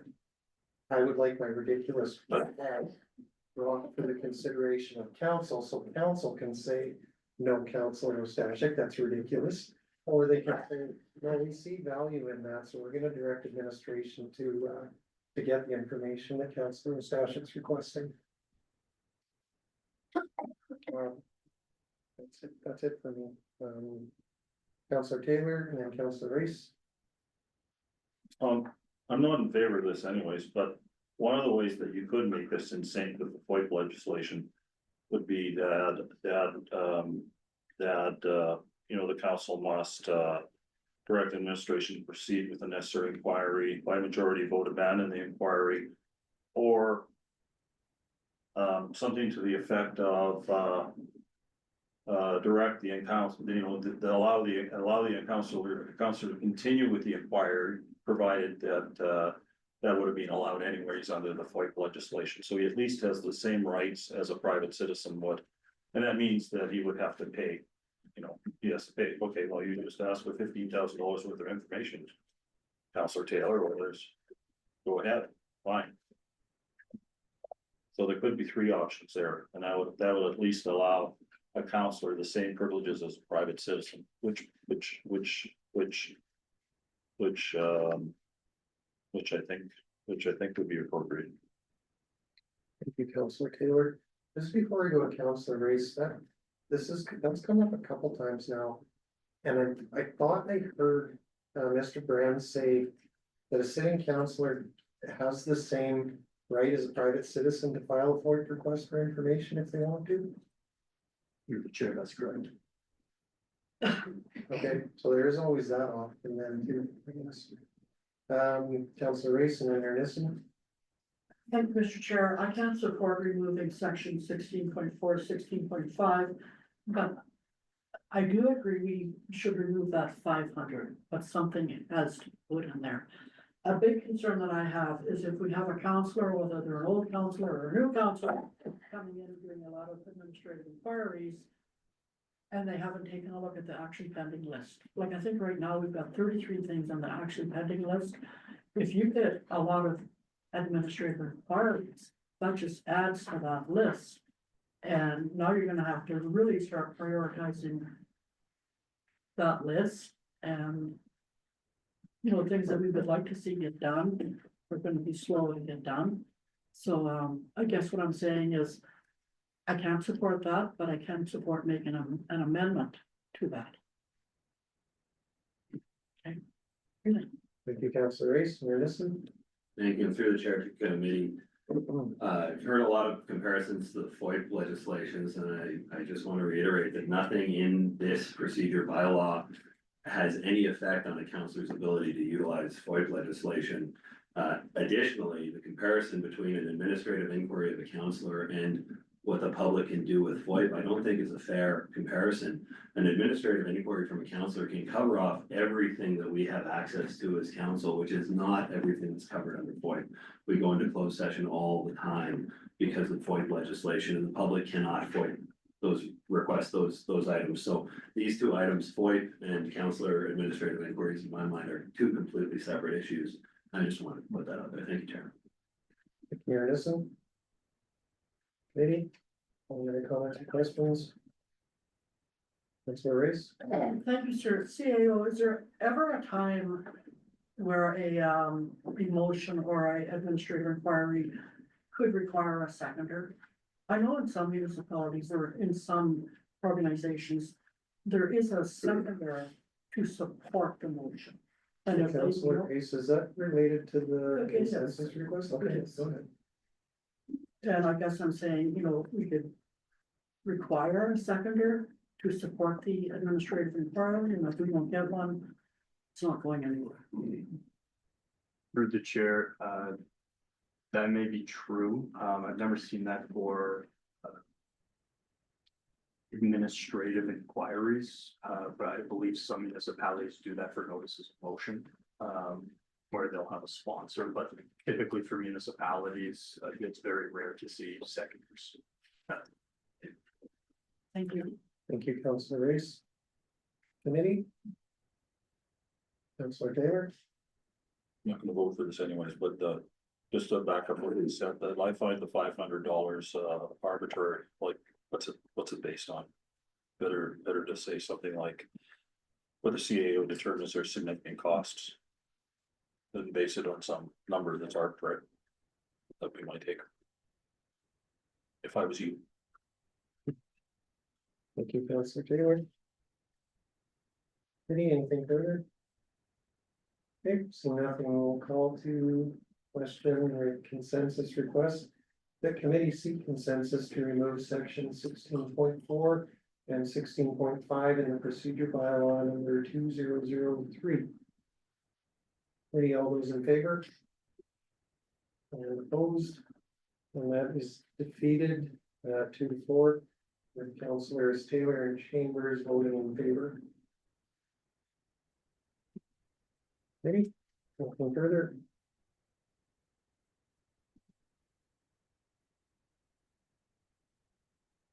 Councillor Taylor and Councillor Ross.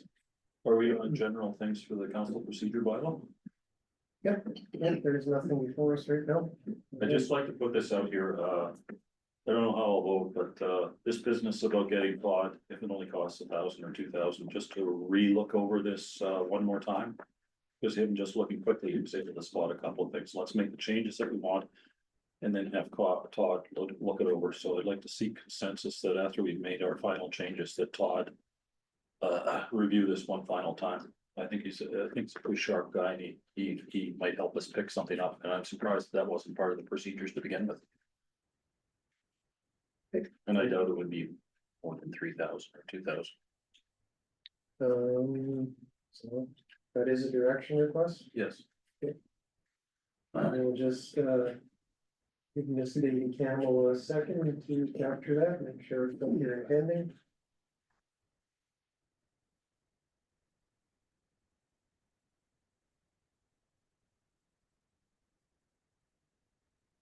But I'm sitting here and what people think.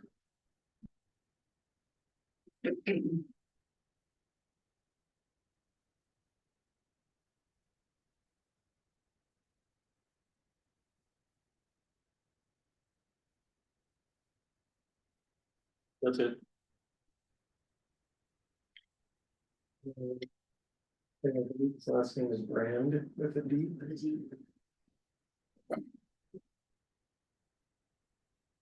Okay. We have a consensus request, Councillor Chambers. I definitely support this. I think to go through the amount of work and time and effort that has gone into this over and over, to not have that final perusal from his standpoint, I think that it's very important to just have that additional look. I think from our own standpoint, and just having that additional set of eyes to make sure that we're checking all the boxes. So I certainly support this direction as presented. Thank you. Mayor Nissen. You get through to church committee, I absolutely support doing this. I think it was unfortunate that that additional review wasn't in the original contract. We took out a ton of redundant material from this bylaw. To even touch on the $500 issue that we were just talking about, it's $500 in the old bylaw, which was written who knows how long ago. Inflation wise, it's an arbitrary number today. So we have made a lot of changes, and I would really like to see Todd Brennan review our draft before it comes before council. The question I have for committee, and maybe it goes to the mover, maybe it goes to committee, is at what stage would we have considered that we've incorporated the changes and want to have administration send this off to Mr. Brand for the review? I'm thinking that today we've made a bunch of amendments, we've directed administration make a number of changes. I'm guessing we want to see those changes before we send this back to Todd Brand. So what's the timeline we're looking for here? I don't know about the timeline, but I was thinking exactly the same as you. Make the changes we talked about and send it to Todd. I don't know about the timeline. The chair, if I may, just to administration, the way that this is worded, how would you handle this, CO Panasic going forward? Through the chair, I'll ask committee, would you like to see administration return with the changes that we've talked about today? Once we've had a discussion about that, then we'll send it off to Todd, or is committee comfortable with us making the changes as directed, sending it to Todd and coming back with his comments after? Thank you, CEO. And asking from myself, I'm interested in the first option. I'm interested in seeing the changes before it goes back to Todd. I don't want to send it back to him too many times here. I'd really like to be confident in those changes, but I would like to hear from you. Thank you. For myself, I would like to see this come back to committee. I think there's likely some additional changes, so I would like to have administration when we're done today. To take this away, make the changes that committee is directing, and then have it come back to a future committee, the whole meeting, before it goes to Mr. Brand. That's for myself. Councilor Race. Thank you, sir. He did say I have time now. So what does I have time now mean, like in the next 3 weeks or so? You might want to check on that. I do have another question, but I'll wait. Anyone else want to speak directly to Mayor Nissen's question? Councilor Taylor, and then Councilor Ross. The timeframe. The only thing I'm thinking about the time frame is that it was, 2 annual meetings ago that I went and I listened to Todd, and shortly after that, we made the motion, so we've got to this stage in a year and a half, a year and 3/4. So I'd like to see the whole thing completed, before the next council starts. You know, maybe in a month, 2 months, that's what I'm thinking, because it's taken a year and 3/4 to get to this stage for some reason. I don't know what that is, but Councilor Taylor, Councilor House. My preference as well is when we make the changes, it comes back to us. And then based on that conversation, whether it goes directly then to Todd or we have a crack at it, but that would be my preference. And then I think to speak to, wrapping this up definitely before next council is definitely my preference, but sooner is even better. So, but yeah, I mean, I think we've made some changes, but relatively simple changes. That one of the changes is just simply moving one down to the other, so it's not really a huge endeavor, I think, on the administration's part. So I think it's reasonable to see it again. So, thank you. Thank you, Councilor House, CEO Massick. And through the chair, we're not talking about major changes here, so we could, and Mr. Brand did mention that his availability, it sounded to me was in April, so we could bring this back to committee April 8th and likely secure Mr. Brand shortly after April. Mayor Nissen. Thank you. Just through the chair to administration, and the wording of this motion or for consensus, as it's worded, works for you to bring it back in the 8th and then move on from there. Yeah. Excellent. Thank you very much, Chair.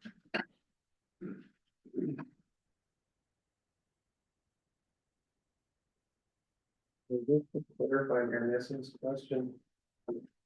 That does give administration direction to have this come back to committee of the whole.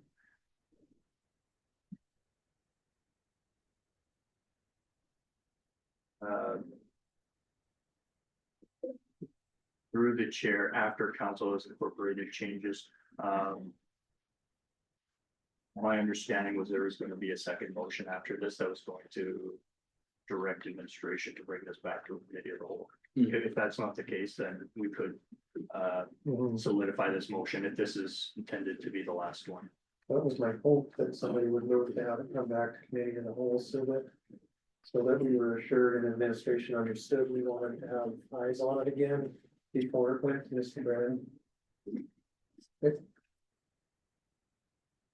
All right, any other comments or questions regarding this direction? Okay, we'll call question then. The committee seek consensus after council have incorporated changes to have Todd Brand review the updated council procedure bylaw number 2003. Any others in favor? That is carried unanimously.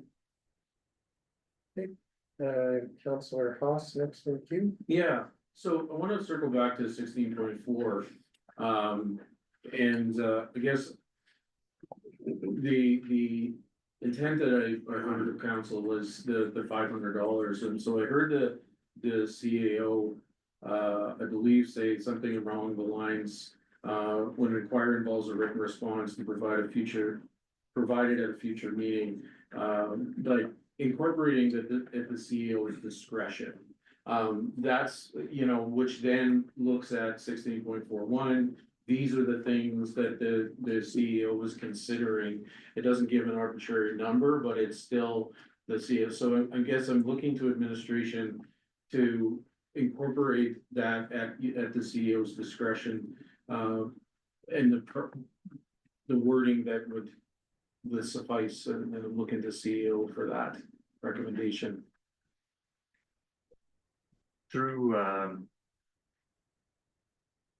to the chair, members of council, we certainly can do this, but to be honest, my preference is that council probably does want, you know, $500 may be arbitrary, but it does set a line for a more formalized process.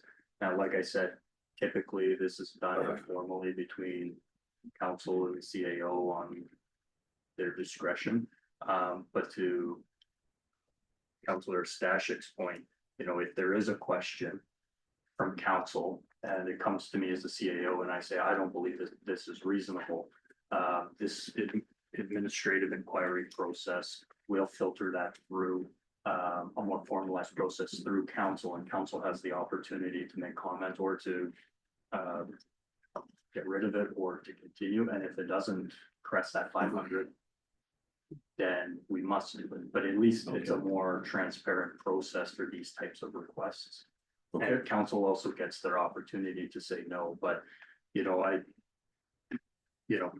in the CAO's discretion, it always depends on who's in the chair and what their line is and whether council believes it, right? And I think council will want to have this as a little bit of a backup, just in case they don't believe that the CAO is being reasonable, and it can go through a more formalized process and council can have their say in that format without doing a notice of motion, waiting a long time for what usually would be a very small inquiry that probably doesn't justify all that time.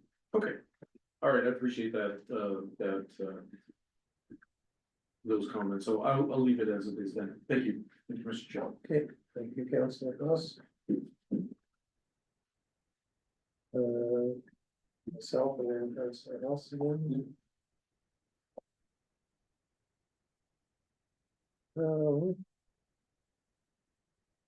Community announcements section 0.9.3.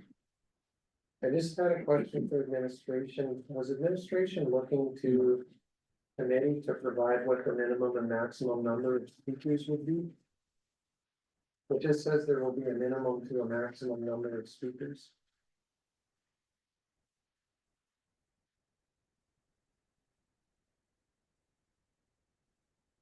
Through the chair to members of council,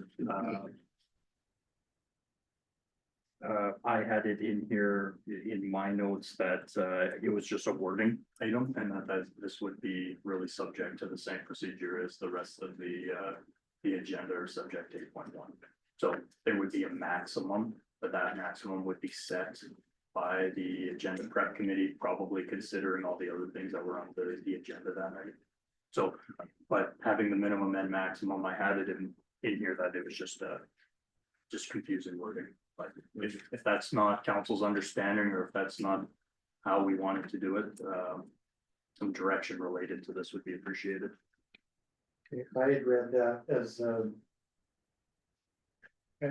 placeholder for committee to be able to give some direction on what they think an appropriate maximum number of community announcements would be at a meeting, but that's just my interpretation. That's why I asked the question. So the committee, Councillor Ross, Marison. Thank you. And through the chair of the committee, to Councillor Stashik's point, this to me looks like a placeholder as well, and to the CAO, to go through the regular agenda procedure. We typically meet on the Wednesday, the week before, and for these community announcements by this 9.2, they have to register by 4 p.m. on the Monday before the meeting. that doesn't really provide time for a proper process with the agenda prep committee. Myself, as the one often chairing, the meetings, my preference would be to see committee set a maximum number of speakers for a session to ensure that the sessions remain manageable, because I see this functioning a lot like Minute with the Mayor, but with us getting a little bit of a heads up and people having a little bit more of an organized chance to have their say. I'd also additionally like to see the word minimum removed from 9.3. Minimum is just 0. It doesn't make a ton of sense. No, you have to have one at least. Councillor Chambers, Councillor Reese, and then Councillor House.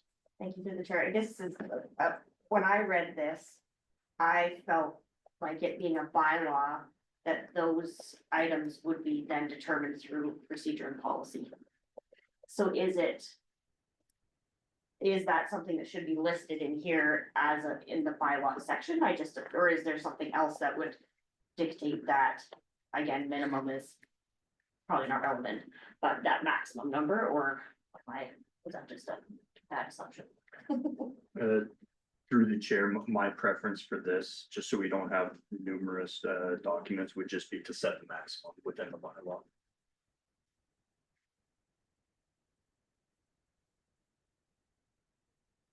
Councillor Reese, or sorry, Councillor Chambers, okay, Councillor Reese, and then Councillor House.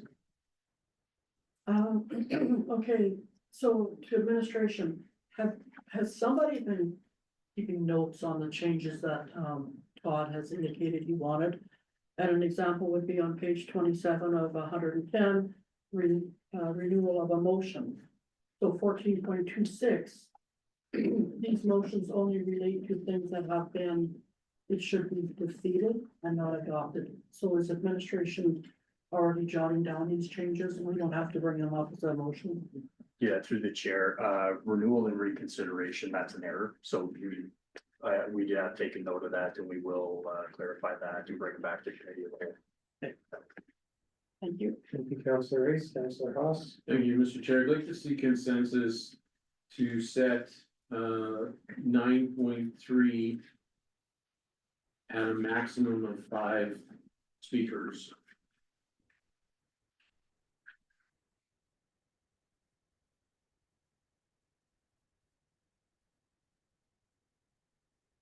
And if I can speak to it real quickly, I look at the fact that they have 2 minutes, 5 people, that's 10 minutes at a meeting time. I think that's a reasonable amount of time. Anything more than that, I think is cutting into, business, regular business. So, but I think that's a reasonable amount of time. And the fact, honestly, I don't think the announcements are gonna take 2 minutes generally, but it's given enough time. So that's my reasoning behind the consensus for 5. So, thank you. Okay, thank you, Councillor House. Councillor Taylor, did you want to? No. Certainly. Okay, we have a consensus request before us. Any more comments or questions? Anyone like to speak to it? Great, nothing from committee. We'll call the question. The committee seek consensus to set 9.3 community announcements to a maximum of 5 speakers. All those in favor? And that is carried unanimously. Councillor Haas, and the next in queue. Yeah, I just have a quick question about delegations, and I just want to confirm or clarify, because we're setting a maximum number for community announcements. We don't have any maximum number for delegations, but I'm assuming the reason is because it is vetted through and it looks at agenda prep committee and they look at what's on the agenda and what is a reasonable amount of delegations. So we don't need to set any maximums, I'm assuming, for delegations. Is that correct, CEO? That's my understanding. Okay, perfect. And I'm good with that. I just wanted to clarify that. So, okay. Thank you, Councillor House. Mayor Nissen. Thank you. I'd like to seek consensus of committee to insert section 11, presentations.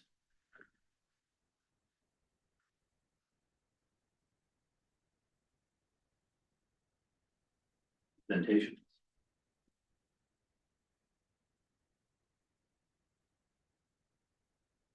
To include a time limit for presentations set by the agenda prep committee.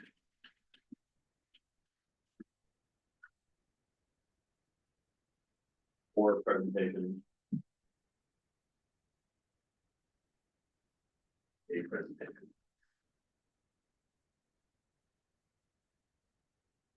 The agenda.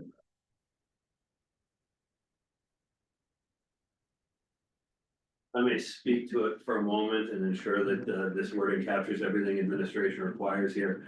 I actually thought that this was going to be included when this came forward, but we've had computer issues, so obviously it wasn't. We actually have, if you look at our agendas today, we have our minute with the council, and then we have presentations and delegations, or delegations and presentations. The two are fundamentally different. Delegations come in, and when we look at this definition of delegations, these are people from the community, people who want to inform council of something. They are directing the delegation, they're coming forward to council. We also get regular presentations that are council directives. Think of Todd Brandt today. That was not a delegation. That was a presentation, and it took over an hour.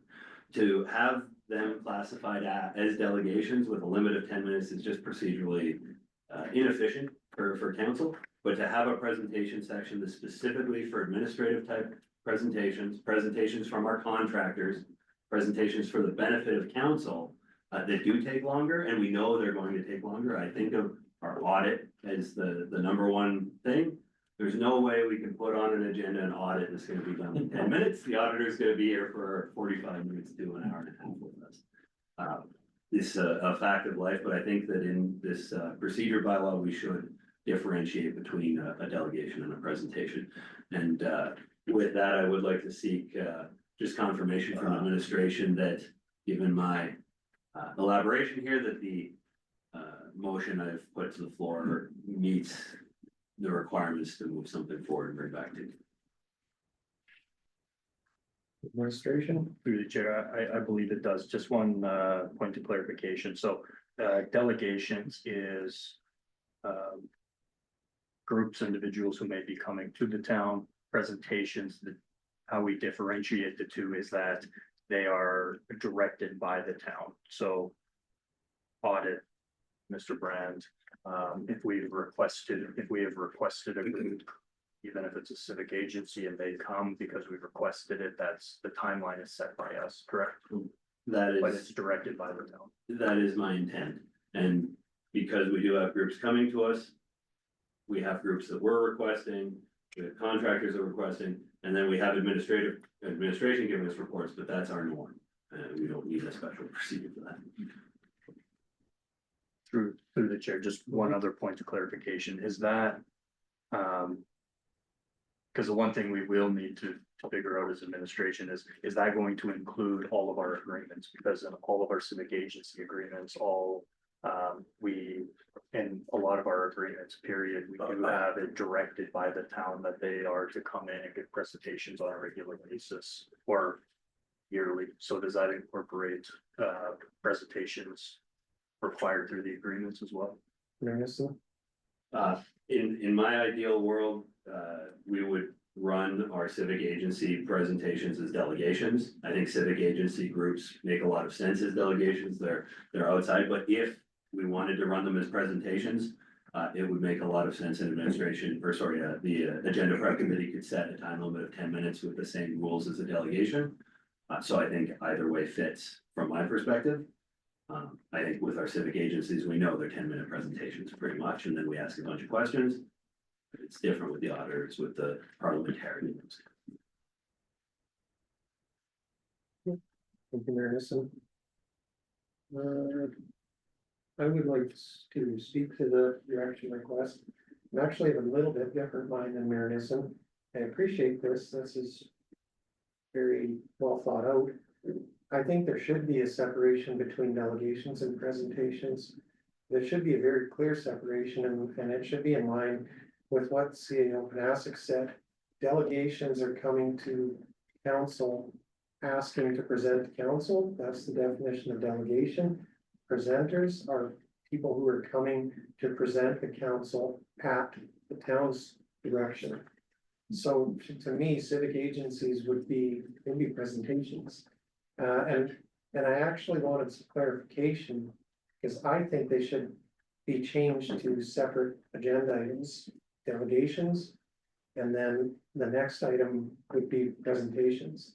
So was that part of the intent of this, Meredith? So, to come through the charter committee, I like the way that Councilor Stashik has framed this. Delegations are coming to us, presentations are at our request. Absolutely clean cut. I agree 100%. This procedure bylaw doesn't speak to the layout of our agenda. And I would suggest that once we've passed this bylaw, the layout of our agenda would change. We would remove the minute with council, it would be community announcements, and then separate sections for delegations and presentations. I think makes a lot of delegations, and then a separate section for presentations on our agenda does make it very clear that they are different things. I would support that. Thank you, Meredith. Councilor Taylor? Are you proposing that maybe the presentation time would be set by the agenda committee, because they would know better what the time is? That's correct. Okay. Makes sense. Thank you, Councilor Taylor. Okay. Okay, there's no other comments or questions from committee. We will call the question. That committee seek consensus to insert section 11, presentation, to include a time limit for presentations by the agenda prep committee. Did you want to make a change? Yeah, set by the agenda prep committee. It's agreed.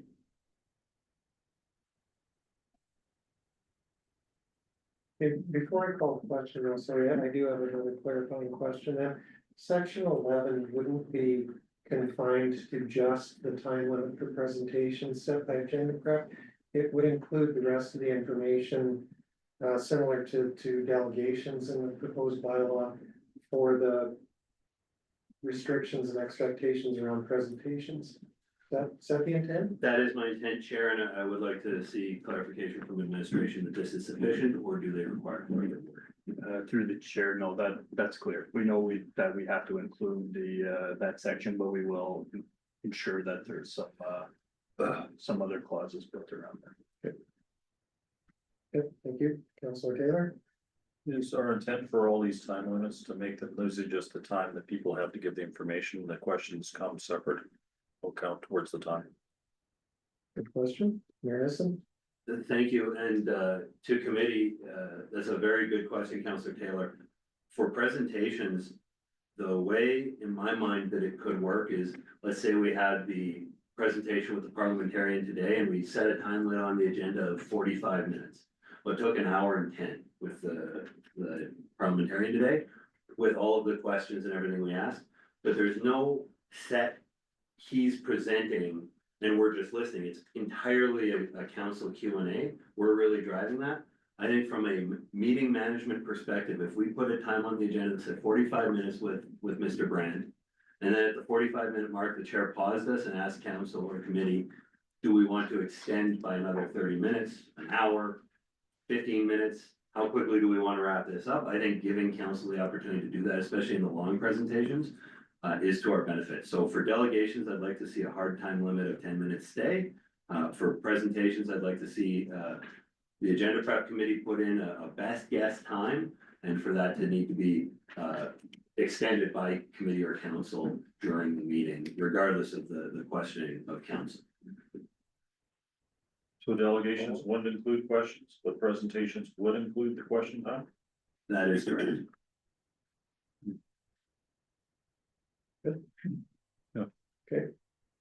Great. Committee, any other questions, comments? Okay, we'll call the question. The committee seek consensus to insert section 11, presentations, to include a time limit for presentations set by the agenda prep committee. Maybe all those in favor? It's carried unanimously. Committee, anything else? Councilor Chambers and Councilor Haas. I'd like to see consensus, that we direct administration to amend, section 16.4, back to that, to anticipated costs, removing the 500 and changing that to 1,000.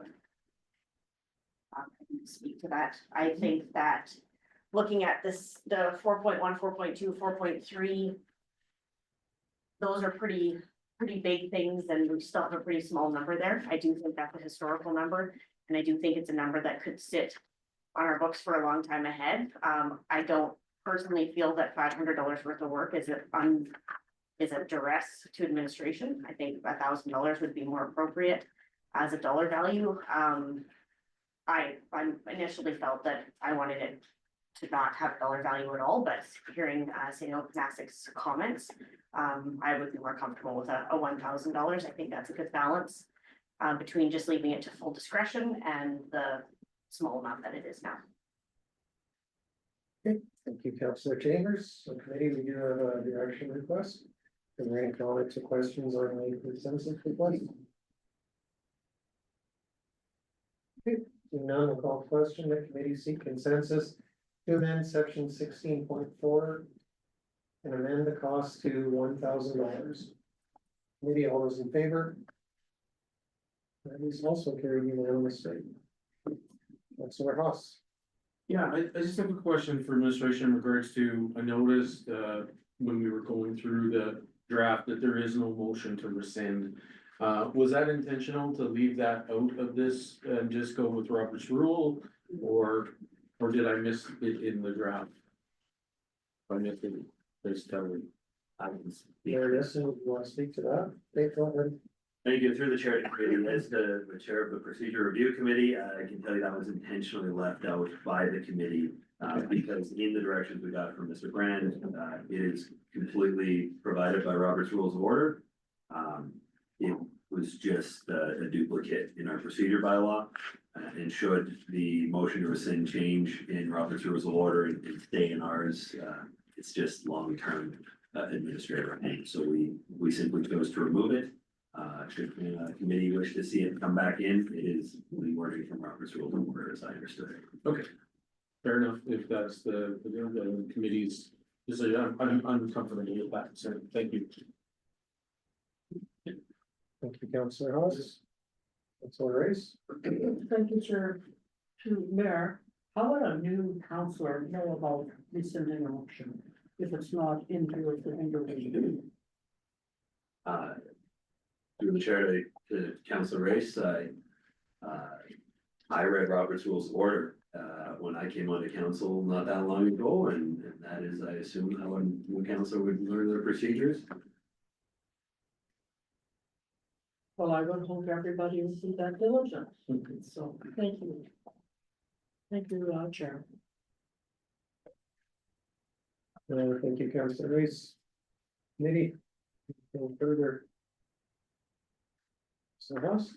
I'd like to see consensus or direct administration to bring back the amended draft while, what is it again? 2003 to a committee of the whole meeting. Committee bring draft procedure bylaw. As amended, yeah. I'd like to make that consensus. I think we've hammered out a number of different things, you know, and given administration direction on the intent, and we'll see it come back to us and then, you know, proceed after that, whether it's off to Mr. Brand or we send administration off again to make some changes after that. So, thank you. Thank you, Councillor Haas. Maybe we do have a consensus request. Are there any comments or questions regarding the request? Seeing none, we'll call the question. The committee direct administration to bring the draft council procedure bylaw number 2003 to a future committee meeting as amended. Committee, all those in favor? And that's carried unanimously. Mayor Nissen. Thank you. I'm going to put a consensus on the floor because I'd like for committee to talk about this item before this comes back next week. I'm going to ask the committee seek consensus to remove item 14.27.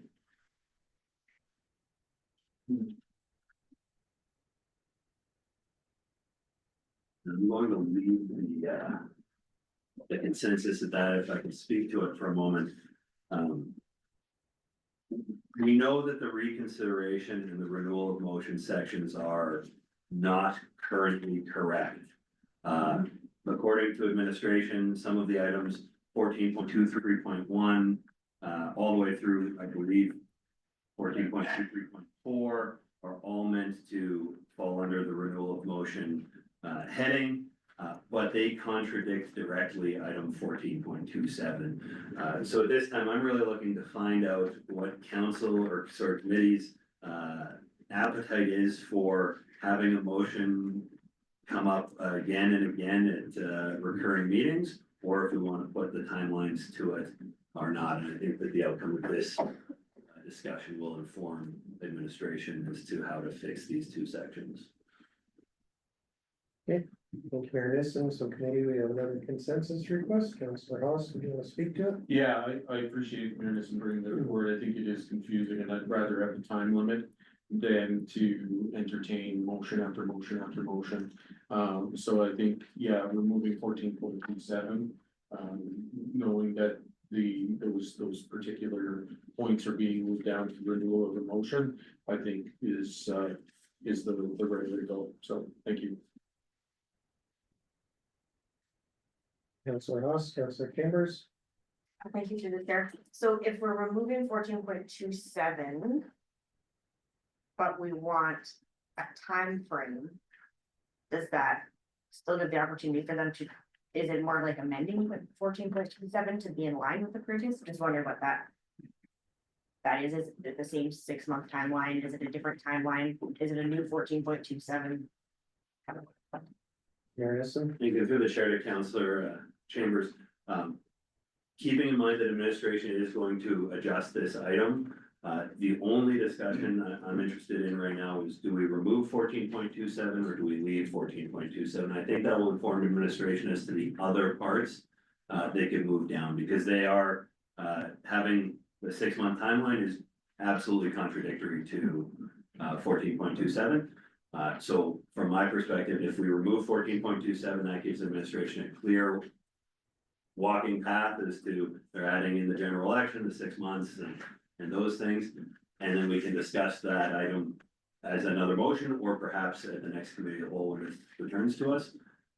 My interest today is, do we want 2.7 or do we want something that's not 2.7? And I'm not 100% sure where I stand one way or another. I'd like to hear from committee.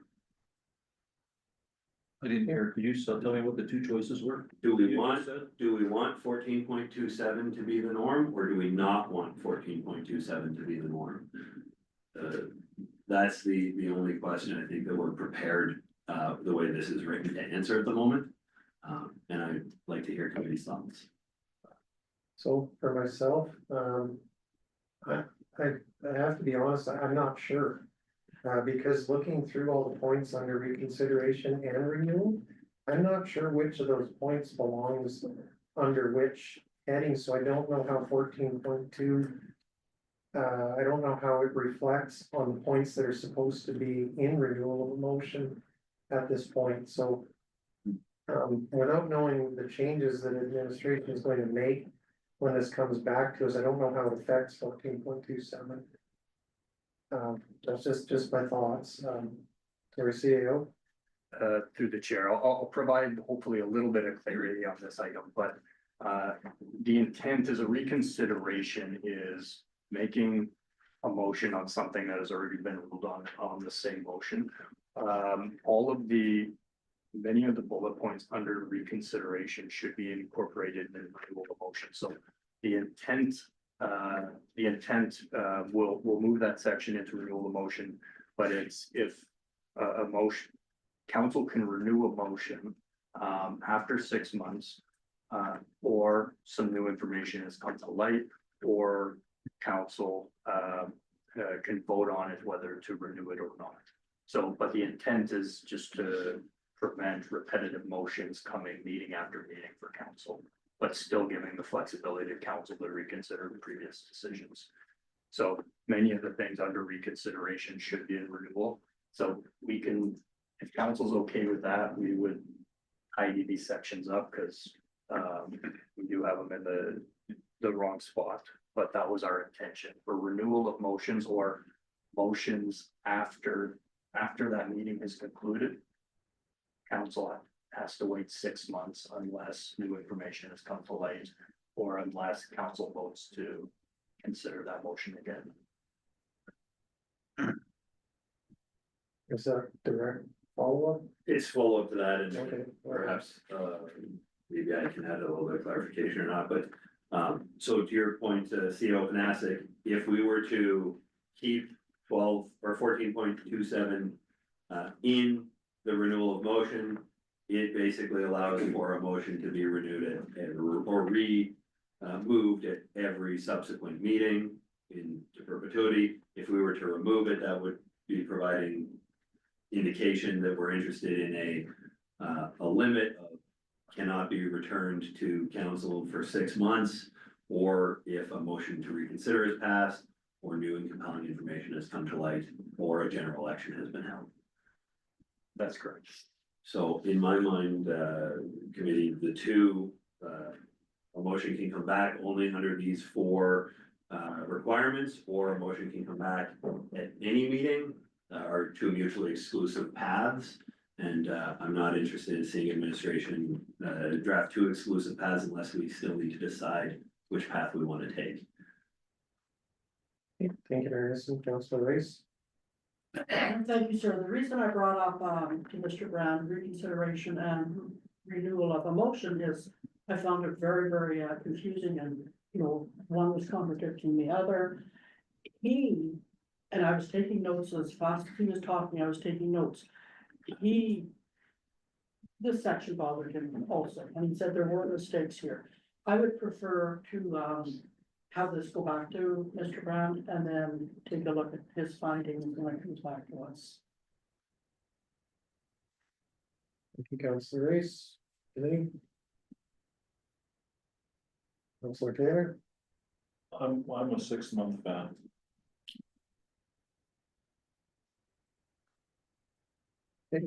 Councilor Taylor? To clarify for myself, I'm a 6-month fan too. I just don't know how 14.7 meshes with that. Until administration comes back with the changes that they need to make. I'm not sure which of those points go with each other. That's my only concern with giving direction to remove it right now. Councilor Chambers? Thank you through the chair.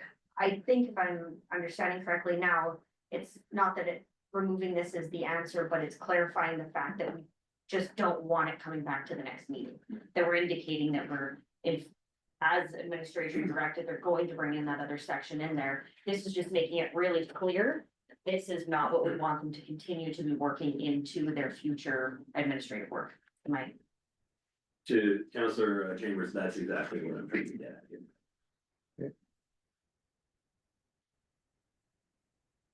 Okay. Are there any other comments, questions? Okay, seeing none, then we will call the question. That committee seek consensus to remove item 14.27. Oh, sorry, Mayor Nissen. Chair, if I may, to the direction I make, can we just add for readability's sake, remove item 14.27 from the draft 2003 bylaw?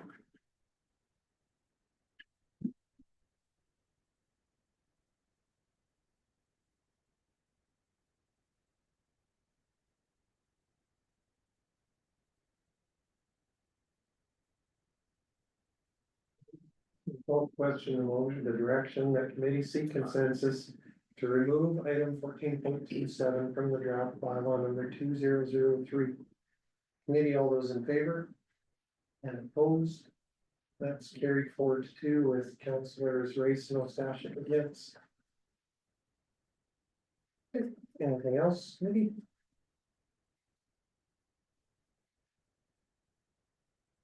Okay. There's nothing else regarding the council procedure bylaw number 2003. We'll move on to recreation center plebiscite referendum. I have a point of privilege. What privilege of the multiple fronts. We want the same thing. For the old people. Well, It's not the old people. we'll that go. recess for 10 minutes and we convene at 6:33.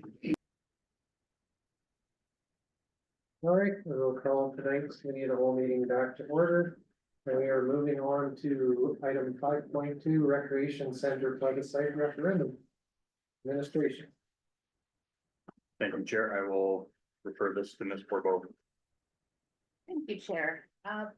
Before you, you have the report that was requested administration bring forward at the February 18th council meeting. The motion at the February 18th meeting specifically stated that we bring information on a plebiscite, but the notice of motion package also referred to some binding and non-binding items, so which is why we have included referendum in this as well. A plebiscite is an advisory and it does not require the government to act on the result, whereas a referendum is binding, meaning the government must follow the result that comes forward. For either of these items, incorporating them with a municipal election in 2025 legislatively would be fairly straightforward. What is not as straightforward is the amount of community engagement that we would need to undertake to ensure that we were asking the right question and we have the correct wording on the question.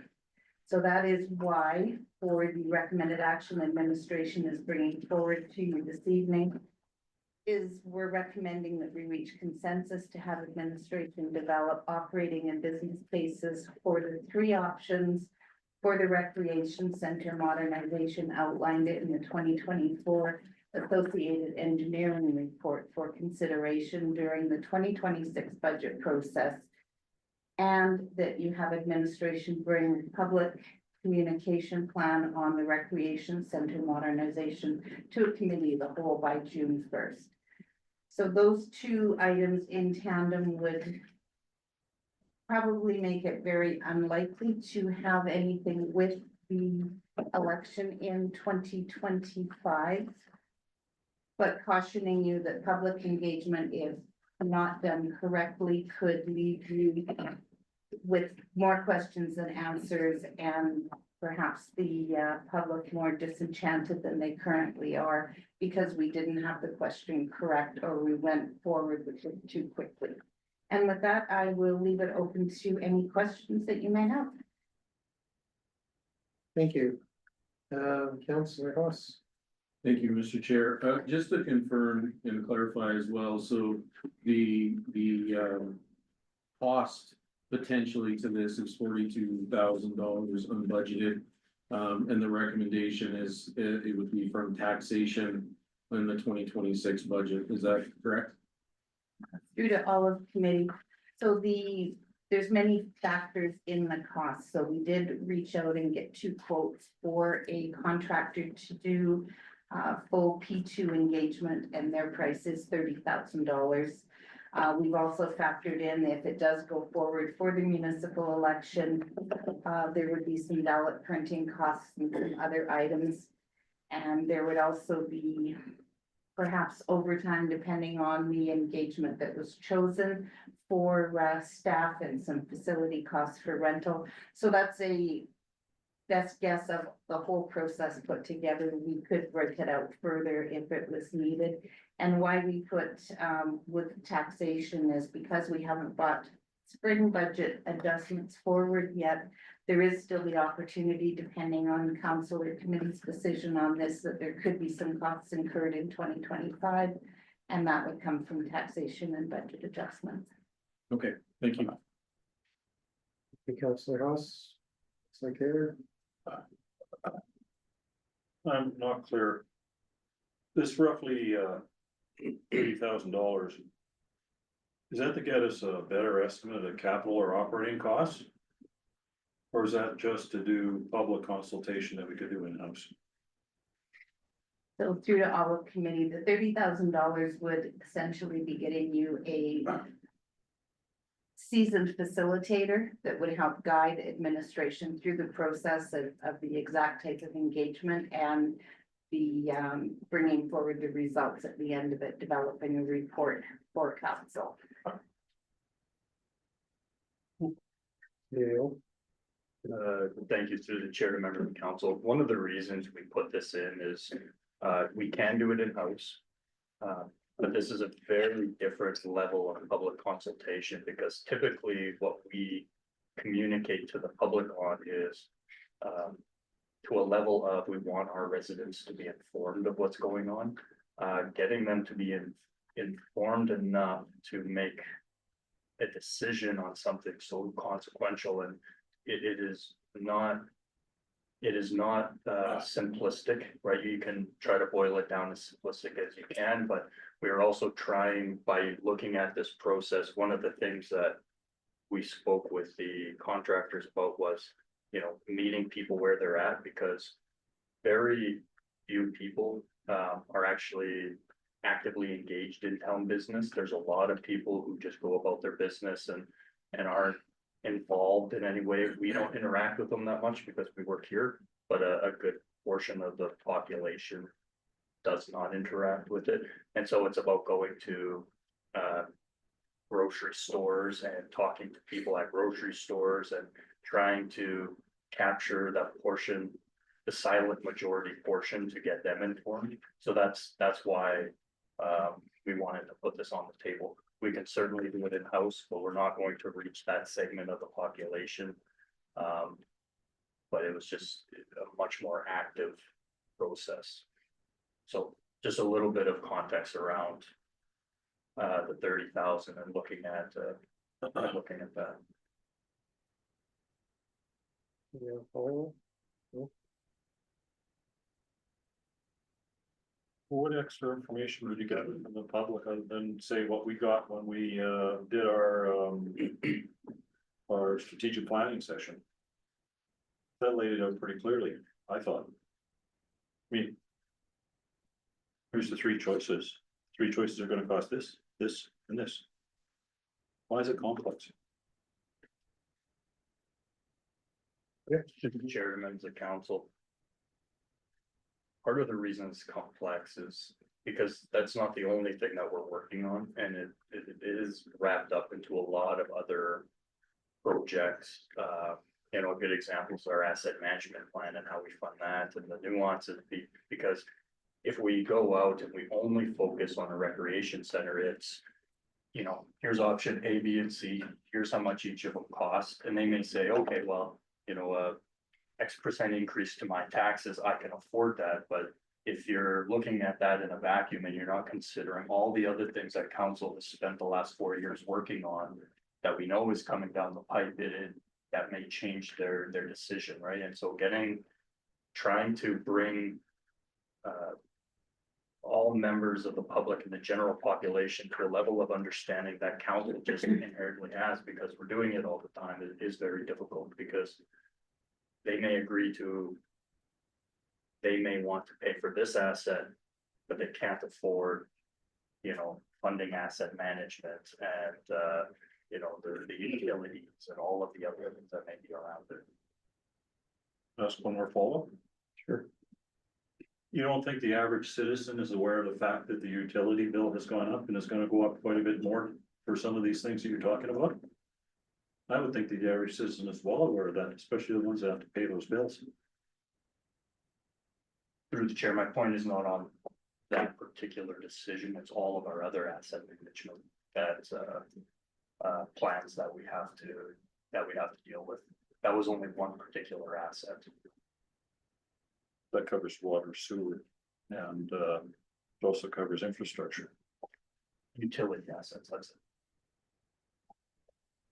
Okay, Councillor Haas, Councillor Reese, Councillor Chambers. Yeah, actually, this is part of I've had a lot of conversations with many members of the community, and what CEO was bringing up, regards to public education is exactly what the concern is that if we aren't doing public notification, not everybody is going to be aware. I realize to Councillor Taylor, there may be those three options, but not everybody gets involved and understands those three options, which then creates where we only get a certain amount of people that come out either voting yes or no, to a plebiscite. You're not getting a full picture of it.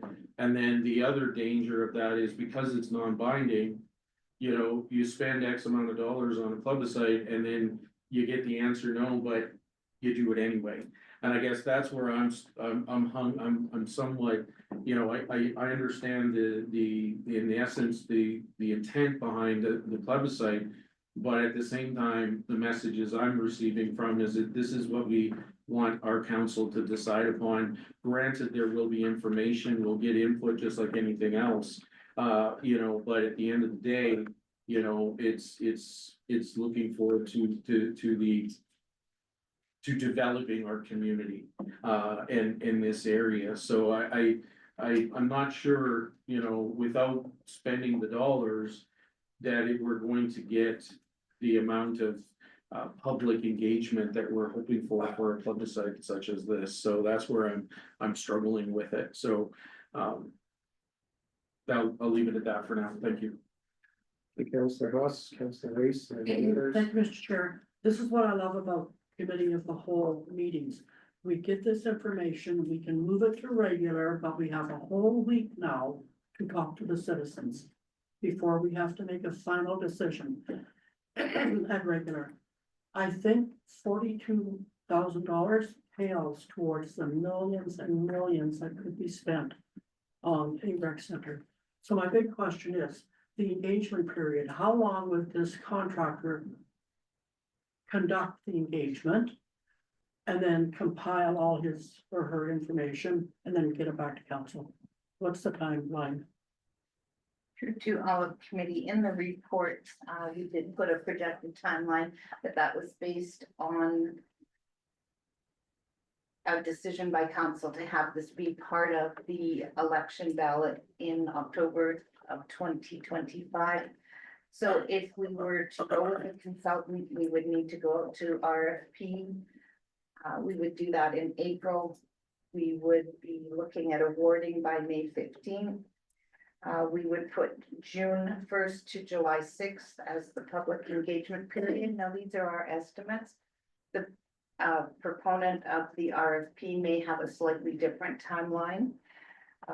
But if we are trying to do this, there's two different streams. If we're trying to do this for part of the 2025 election, then we have some legislation deadlines that we would have to require, and we would have to have the plebiscite or referendum and the question, everything ready to advertise September 8th. So we're coinciding. So it's a very, very tight timeline.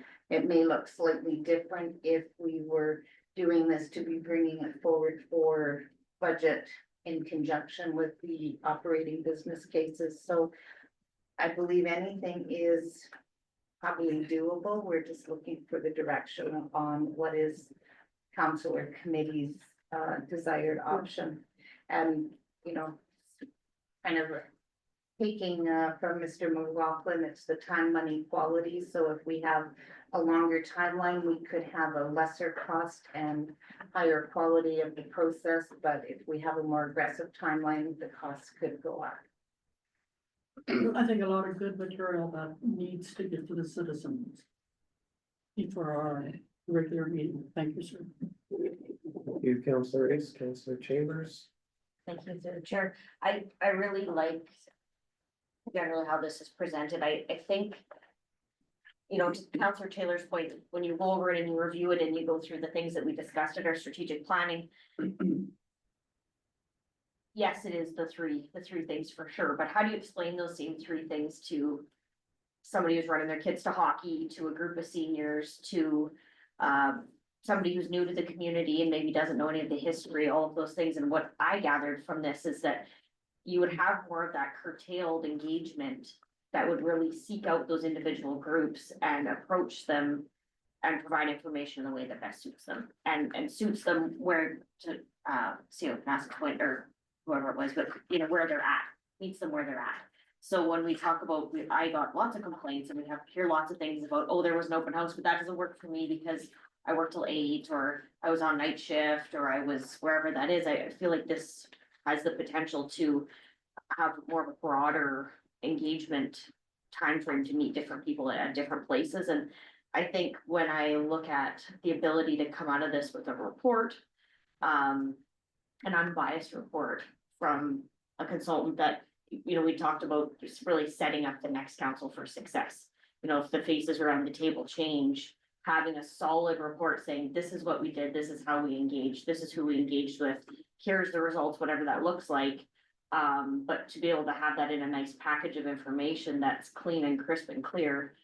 I think that's what we were kind of talking about in strategic planning, is how do we kind of move the needle ahead so that it's not another council just starting fresh all over again with that information, so, yeah, I'm definitely like the thoughts of the consultant from those perspectives. Thank you, Councillor Chambers. Anderson? Thank you. Through the chair, I suppose to administration, the recommended action on here has us directing the administration to develop an operational business case for the 2026 budget process. Is it possible to have those OBCs presented or completed prior to that budget process? Just thinking about all the timelines. Regardless of whether a committee decides to move forward on a plebiscite or not, if those three OBCs were available to council out in the public prior to the election, this could be an effective election issue. With those OBCs coming at the budget process, that's right in the midst of the voting timeline.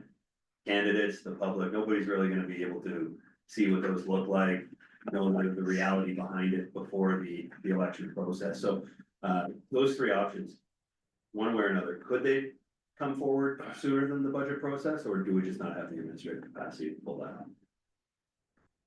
Through the chair, yes, we could. We have the documentation, and although this is OBCs coming forward, our plan was that we would have all of the information in a very public friendly document well before these OBCs as well, but we could also release those OBCs sometime in September.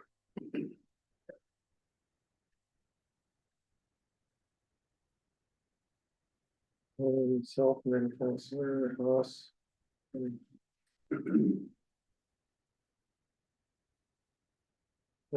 understand the recommended action being preferred by administration.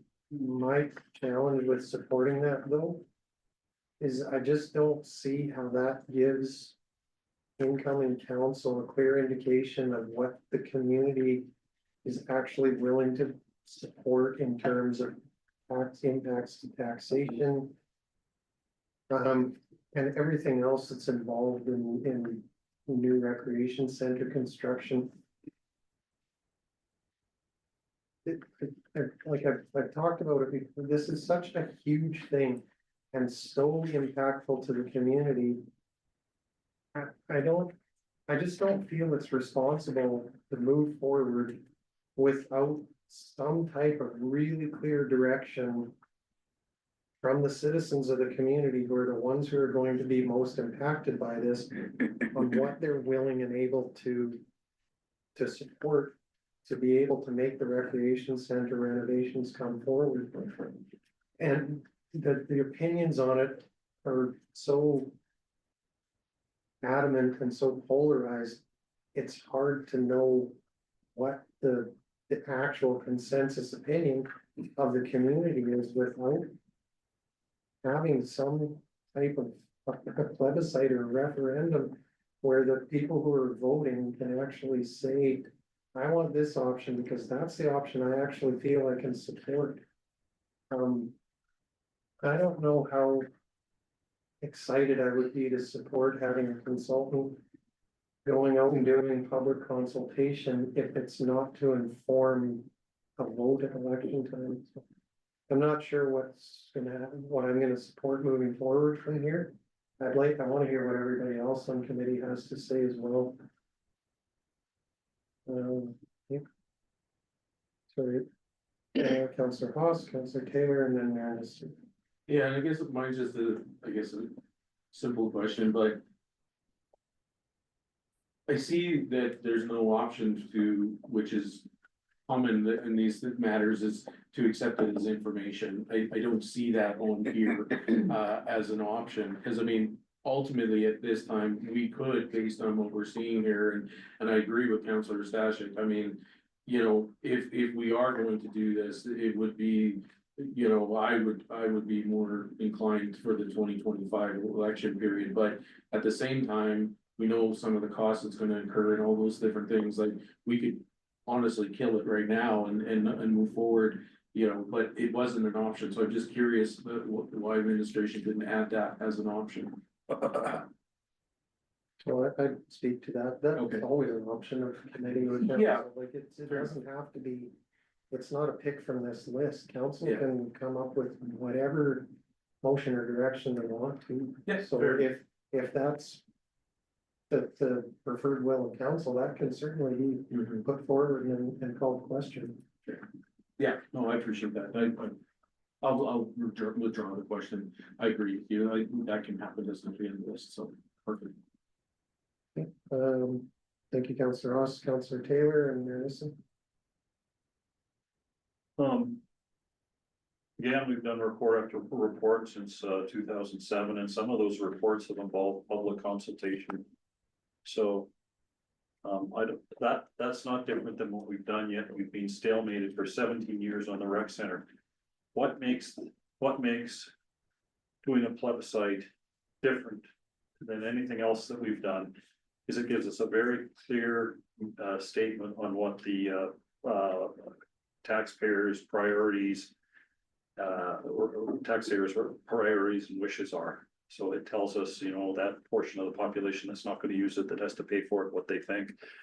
That portion of the population that wants to use it and loves it, what they think. We've never done that before, and that's what I think is the key difference with what's getting done here. Another. And I see that as my job too, that's why we got 7 of us, and we all come from diverse backgrounds, to go talk to the public and inform the public. Last time we had a public thing, I personally went out and talked to 200 people. Dale Curry went out and probably talked to 800 people. That's your job, go do it. Thank you. Councillor Taylor, Anderson. Thank you, and I just, through the chair of the committee, I wanted to speak to Councilor Stashik's point to the question of. What will the community be willing to bear or accept in terms of taxation, I think is a legitimate question, and that is sort of the crux of the problem that I see our council and. Quite frankly, councils before us falling down on deciding what the answer to that question is. In terms of a plebiscite though, if the question were to go out to the community with the 3 options we got out of that associated engineering report. Do you want this with this cost? Do you want that with this cost? Do you want this with this cost? I don't think we're going to get a legitimate answer to the question that we're trying to determine, which is what will the community accept in terms of taxation? Because those options have big costs people don't understand in general. But they're also long-term options. We could go to a referendum and have a question, do we want a new rec center, or do we want to redo our current rec center and add a field house, or do we want to do nothing? Or just keep our current rec center running? And 8 years from now, 10 years from now, the entire circumstance could change. The question that we really need to answer as a council is, when do we want to start putting money away to do something with the recreation center? And how much do we want to start putting away now? And if we got to a plebiscite question that answered that, fundamentally finding out what the community will accept for taxation in support of our recreation assets, I think this is a much more interesting conversation. If we're asking the community, which recreation center option do you want? I don't think that's a real question to begin with. I don't think we're the council that's actually going to answer that. We're the council that needs to set up future councils, but putting away some funds. And whatever we need to do as a council or committee to get to the point where we can start doing that, that's the path I'm most interested in taking. Thank you. Anderson, Councillor Haas, and then myself. So along that line, and I agree with the taxation, when does administration plan on bringing forward our discussion and strat plan to make it public? In regards to our discussion on the future of the rec center, because it was shared with some numbers of percentages and you know, on 3 different options, so. Because in my mind, to be honest with you, once those hit the street. We're gonna get a lot of feedback. It's an opportunity also to communicate those things, those numbers those discussions, that might actually help foster some of this, but when is the plan to bring that back to us? So through the chair to members of the committee, we're working on some communications on that. Something that council saw. But we were waiting to hear back because we knew the question was, well, how can I be involved, or what say do I have, or what's the mechanisms for me to have my say? So we were waiting for this conversation and a decision on how we were going to proceed with making the decision prior to releasing that. But it'll be soon after if this conversation is concluded. If I can make one other quick comment on that. I guess what I'm struggling with, and that's where and I appreciate, Councillor Taylor, but the unfortunate thing for me is I don't see plebiscites as very clear. That's my only concern, is it doesn't necessarily give me a clear, or even next council, a very clear direction, because of the nature of the plebiscite and who actually responds to the plebiscite and things like that. So I mean, it gives us an idea, but the clarity of it is where I'm somewhat struggling with, that it still doesn't. It doesn't bind us to anything. And that's where I'm challenged with the idea of spending this amount of money on getting that information, of whether or not that's going to be accurate information, and whether or not we're even going to listen to it, to be honest, or the next council. So I just don't think it's as clear as we would hope it would be. That's all. So thank you. Thank you, Councillor Ross, and myself. As far as the plebiscite question goes, it's more than just, do you want A, do you want B, or do you want C? The plebiscite question and the direction there to administration was, do you want A? If you want A, it's gonna cost approximately this much, and that means to you, these will be the repercussions. Same for B, same for C. So there's a fairly clear picture of how much of how much investment has to be done and what the burden is gonna be on the citizens. And to what Councillor Taylor said earlier, this is probably the one public engagement exercise that we haven't done yet in terms of a new recreation center. We've done tons of public engagement. We did public engagement way back when I was first on council. That's almost 10 years ago now. So I'm be blunt, I'm done with public consultation. I want the public to take all the consultation, all the information that they've gotten up to this point and that they're going to get moving forward, and tell incoming council what they want incoming council to do in terms of a recreation center. Thank you. Councillor Chambers.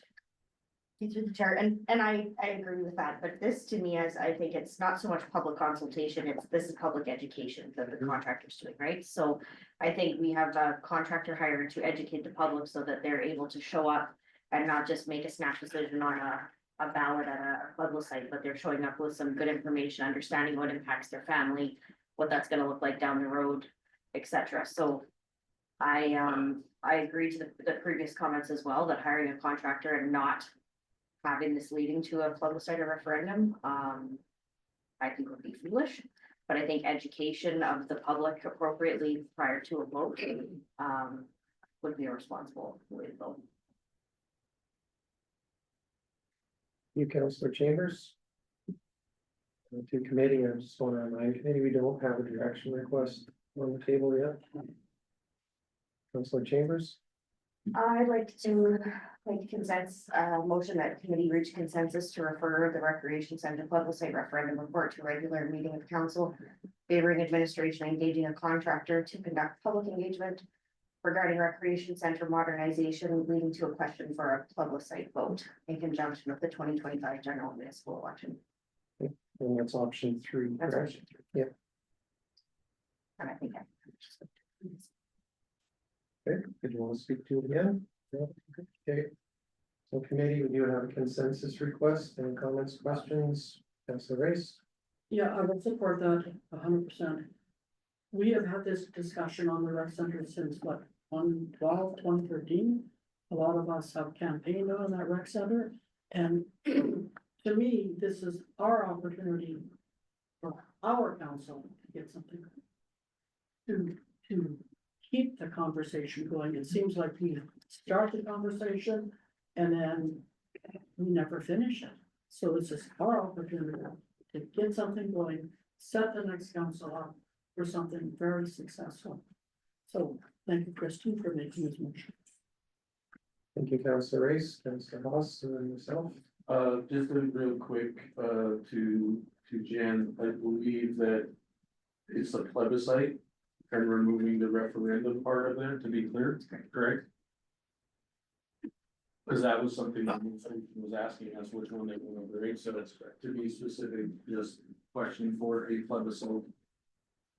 So second line from the yeah. bottom, No, that one stays. Sorry? Yeah, the bottom one goes, the top one stays, cause it's yeah, just below your. one bracket. Oh, I see, sorry.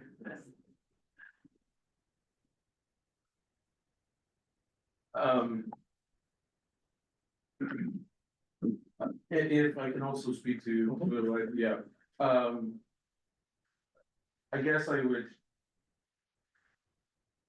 The whole point of the plebiscite is to give the community an opportunity to see it laid out as to what it's gonna cost them, so I guess I somewhat challenge Councilor Reyes in that. It may end the conversation completely. So, like, this is what we're, like, you were talking about moving it forward and moving it in a good direction. Like, it could also say, this community has no desire to have a rec center.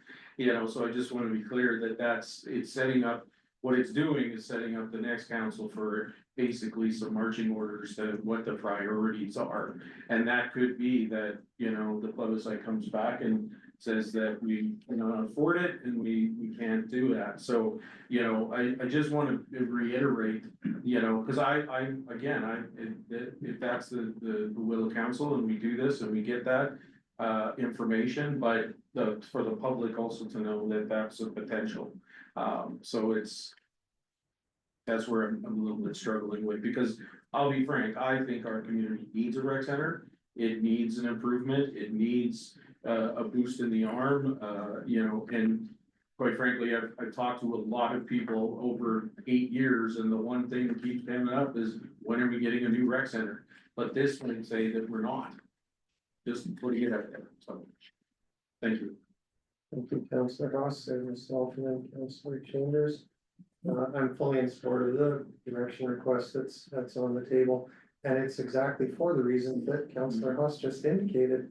This is going to give some very clear indication of the community's will on what they want to see moving forward. And if it comes back that the community does not support renovations, extensive renovations or reconstruction of the recreation center, so be it. The new council can take that as consideration and they can move on and stop dwelling and stop discussing and stop considering recreation center renovations. If the community has said that's not what we want you to do, council then can focus on other things. Administration can focus on other things.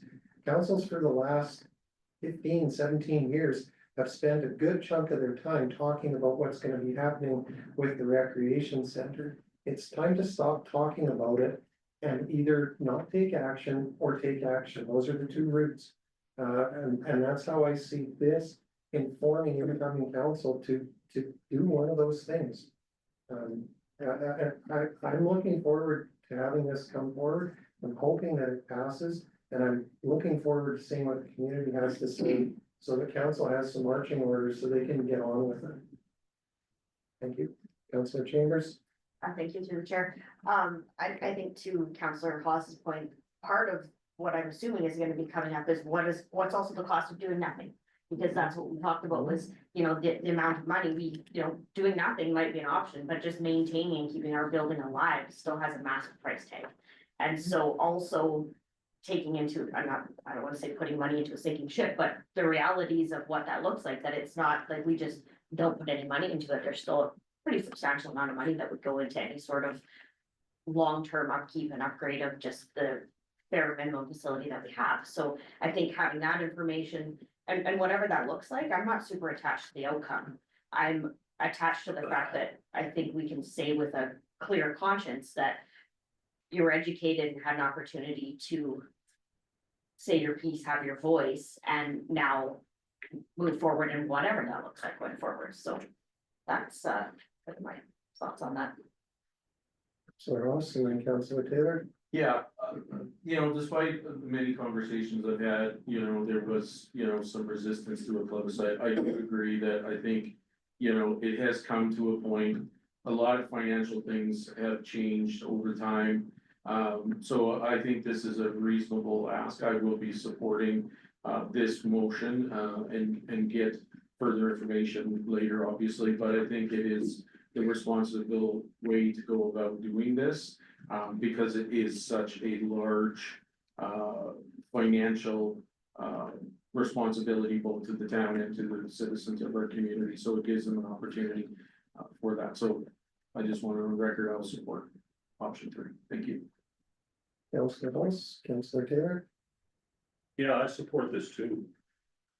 I mean, I'll vote for it, but my preference would be that if we're gonna spend money, that we do it to fine tune the operating and capital costs. We've done so many studies, we've spent so many money on that, so much money on that, I'm just not. And we've got, you know, a couple of, really good, reasonably paid, communications people that I think should be doing it, rather than us just keep going out to consultant after consultant after consultant. I'll still vote for it. Councillor Taylor. Eddie. Okay, there's no other questions or comments, we will call the question. The committee reached consensus to refer the Recreation Center plebiscite referendum report to a regular meeting of council favoring administration engaging the contractor. Conduct public engagement regarding Recreation Center modernization, leading to a question for a plebiscite vote in conjunction with the 2025 general municipal election. Committee, those in favor? That is carried unanimously. Thanks, right there. Just a minor point, well, maybe major, depending on who you are. I was told that strategy session that we had was public information. And that I was free to share that as opinions for people. That's the assumption that I based on, because nowhere during that session were we told that this is in camera, closed, or not public. Thank you for nodding. Councillor Race. Thank you, Mr. Chair. So what regular council meeting would we see this? Administration. Through the chair, I believe this one is, we had planned to refer this one to regular council at the next regular. That is correct, as it was dependent on any additional information that committee suggested, but if it's just to return it as is, then we would be bringing it to the next one. And through the chair, just to add on that, our plan for this one was, once council has decided the path that we want to go on it, then we'll come back and then we'll start working on the wording of the questions and all the other different elements that we need to incorporate, but our plan was to get a decision of council first before bringing those forward. I just have a, yes, thank you, sir. So this is the $42,000 we're talking about. That's correct. Right, so now this is our opportunity to take this information to the public and get them informed before, you know, we have the regular council meeting to finalize it. That's correct. Yeah. Awesome, thank you. Thank you, Councillor Race. Councillor Chambers. Thank you through the chair to administration, and I probably should have caught this in my motion, my apologies, but I think if we could favor the terminology instead of public engagement, public education as we go forward in this process. I don't know that you know, it's, I think it would just have some clarity on what that is in people's mind, because I do agree that public engagement is overused a lot. And so if we favor the terminology of public engagement would be public education, I think it would be a little more clear what the purpose of that consultancy firm is, that we're using this firm to educate the general public versus just getting feedback from them. The feedback will come through the questions and the plebiscite. This is an education process. So if there's a way to make that more clear, I don't know if that needs to be a formal direction or this sort of like, I just think there would be benefit. Noted. Thank you, Councillor Chambers, and myself, and then Councillor Taylor. And I'm fully supportive of that as well, if that is required via direction, that's fine. I think that the time for consultation is over. We've got some high-level plans, and I think it's time to communicate to the public. These are some high-level plans, and these are the impacts of the high-level plans. Which of these options would you support? And this is going to be coming as a plebiscite question. If this is an education, you're completely right, Councillor Chambers. This is a education exercise, not an engagement exercise. We've done enough engaging. Thank you, Councillor Taylor. Very astute point. I agree completely with you. Because the last time we did this, we did this. And the only people that responded initially were, the people that were in favor of the rec center. The average guy at home that didn't use it, that had to pay for it, he didn't respond. We got like 80% in favor.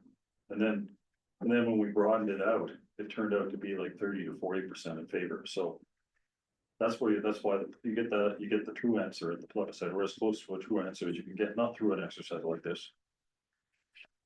At least that's our experience. Councillor Taylor. Okay, Committee, anything further? Okay. There's nothing further regarding recreation center website referendum. We'll move on to information items, 6.1 resident order to remedy council review administration. Chair, I will turn this over to Ms. Bouchard. Good afternoon. Through the chair to members of council. The report is before committee to review the information that administration has collected following a written request to council regarding a resident order to remedy. Details in attachment 3 that was provided to the property owner from bylaw on March 6, 2025. Over the past several years, bylaw received numerous complaints for the resident's address. These complaints are considered a nuisance under the provision of the Municipal Government Act, Nuisance Bylaw 1185 in attachment 2, and Land Use Bylaw 1088, which are intended to ensure that all properties are maintained in a manner that does not adversely affect the health, safety, or welfare of the community. To date, the property has seen no changes to comply, noted in attachment 1. To comply with municipal regulations, the property owner is to take the following corrective actions that are stated in the order by April 3rd, 2025. As stated in the compliance order, the property owner may, by written notice, request that the municipal council of the town of Hinton review this order within 14 days after the date the order is received in which case council may confirm, vary, or substitute or cancel the order from MGA section 5.5471. On March 11th, 2025, the property owner provided a written notice request to council in attachment 4. Considering this information report provided, administration plans to bring a report to a regular council for review, and at that time, council may confirm, vary, substitute, or cancel the order. And with that, I'm happy to answer any questions. Thank you. Committee, are there any comments or questions? Ross? No comments or questions. I'd like to make the motion that committee adopt this report as information. And if I can speak to it, I appreciate the homeowner and their situation. However, based on the pictures that I've seen in this report, it poses a very hazardous condition in that area. And quite surprised actually that the homeowner also doesn't see their own liability if somebody were to be injured, with the state that yard is in. It seems very, very hazardous. And the fact that actually, this has been there since the fall is my understanding based on their letter stating that they had a fall down area you know, and they were vacated in the fall. It's been there for quite some time now, you know, and appreciate the fact, you know, the auctions do cost a lot of money, but the odds of getting rid of this anytime soon from the pictures is, I would say, slim to none. So we need to do something about this area. So I fully agree with the direction of administration and have no desire to relook at this or do anything about it. Thank you. Councillor House, CEO Panasic. Thank you, Chair. Just one piece of clarification on the motion. Our intent is to bring this to council regardless of the motion today. Just because through our bylaw and through the Municipal Government Act, it's the municipal council that has the authority or is required to review, amend. So just because the committee is not technically council and to be in compliance, we are planning on bringing this forward to council for consideration. But we didn't want to bring it forward early, so council first committee could ask questions, you know, request additional information or anything like that, but just going off of our legislation, we will bring it forward next week. Okay, thank you. Thank you, CEO. Committee, any comments or questions in the direction? Nothing, will call question. That committee accept this report for information. All those in favor? It's carried unanimously. If there's nothing further for that, that brings us to item 6.2, 2025 auditor review installation request for proposal results. Administration. Thank you, Chair. I'll turn it over to Mr. McLaughlin. Good evening, committee. So tonight we're brought you our water meter installation request for proposal results. We wouldn't typically bring a project in front of council for discussion because our policies are if the project is been budgeted for and it is in budget, then administration would normally proceed to award the project and follow it forward.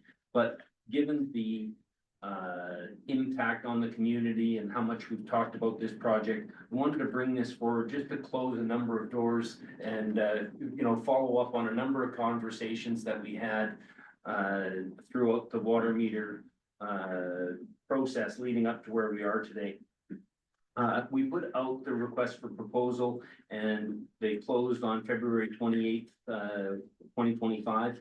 We, despite having quite a bit of interest during the proposal process, we had an online question and answer session, and we probably had 11 or 12 people attend that. I'm not sure how many people per company that was, but it was very well attended, you know, going through, and we had a number of questions and answers, but when it closed, we only got 2 proposals, one from Neptune Technology Group and the other from MeterCore Incorporated. As you can see, there's a significant price difference between the two. The Neptune Technology one is within budget, but the MeterCore one is above our budget, which was $4.2 million. We going through the Neptune one, we also did a follow-up meeting with them, and we asked them a number of questions, and they provided their answers to us in writing. And I can tell you that they gave us good confidence in all the questions we asked. I know one of the questions we'll get tonight will be on tariffs. We asked that question. They basically put it in writing to us that they're not concerned with that. They have head offices in Ontario. They have manufacturing facilities in the States, but also in Mexico and China. Some of the components are even built in Calgary. So they were quite confident that they could do this job at this price without the tariffs affecting that. Based on all of that and following the scoring criteria that we outlined in the request for proposal, we are certainly we certainly do favor the the Neptune Technology Group's proposal. And how would this affect the public if we move forward? Well, the first is the schedule. They provided a very good schedule.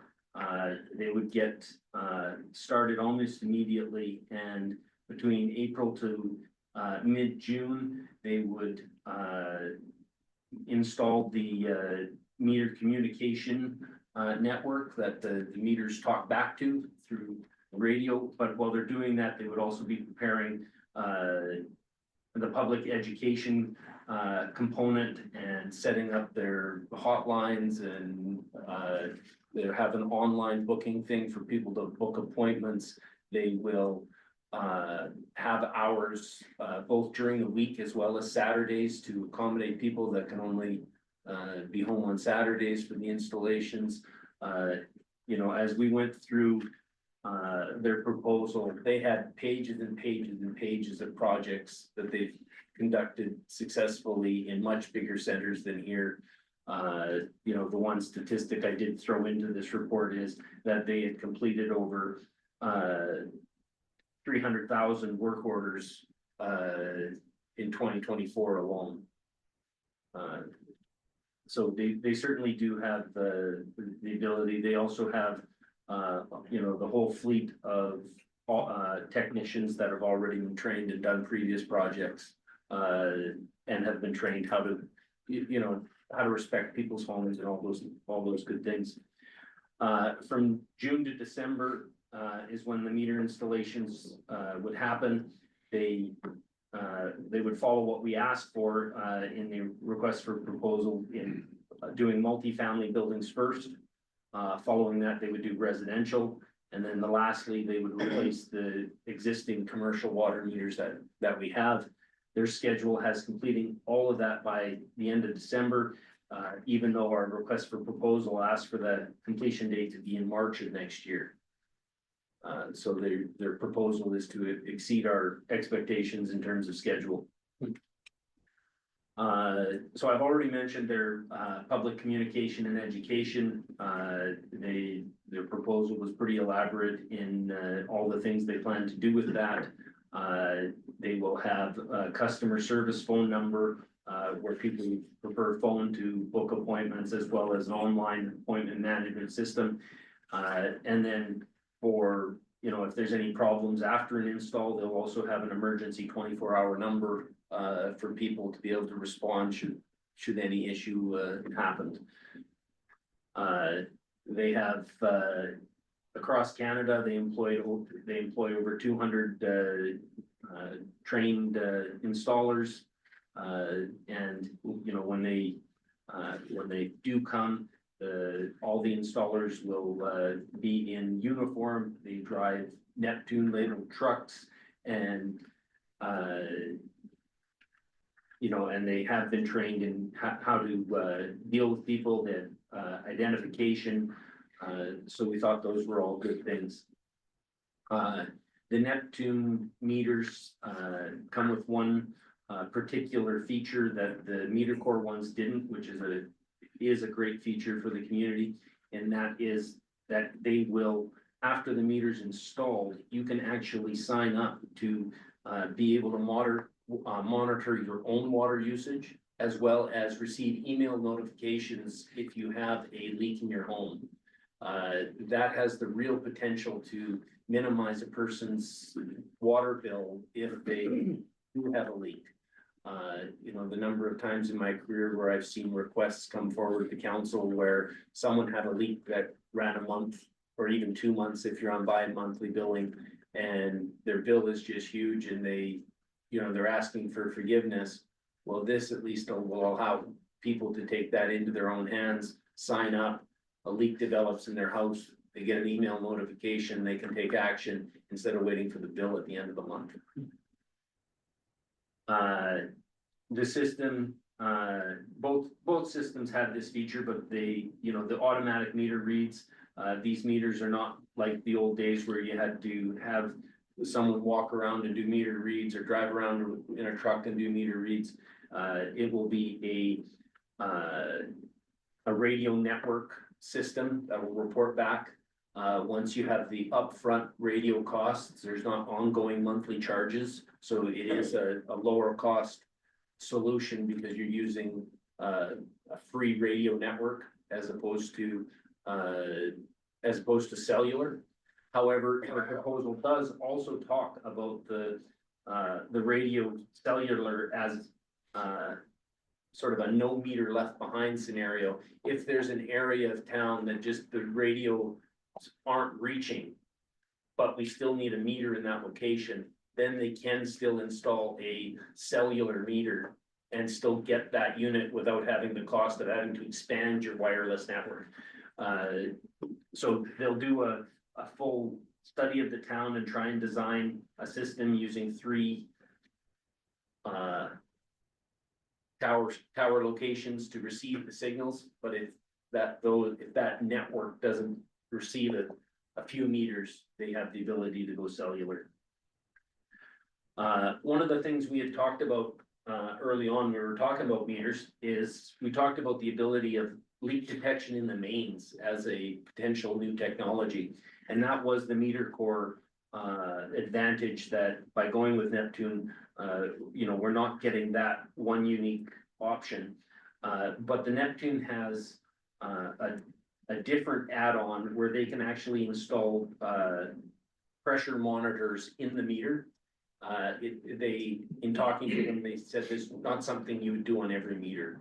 They would assist us in designing and looking at our network and selectively picking which meters you would put the pressure sensors on, so that you can basically know the pressure of your system throughout the network. And then if you have a loss in pressure, that certainly strong indicators. It'll also allow us to tweak our network in terms of what our pumps are set at and what our pressure reducing valves are set at, and all those types of things to get, to tweak the network to be running optimally without causing, low pressures in some areas or too high pressures in other areas.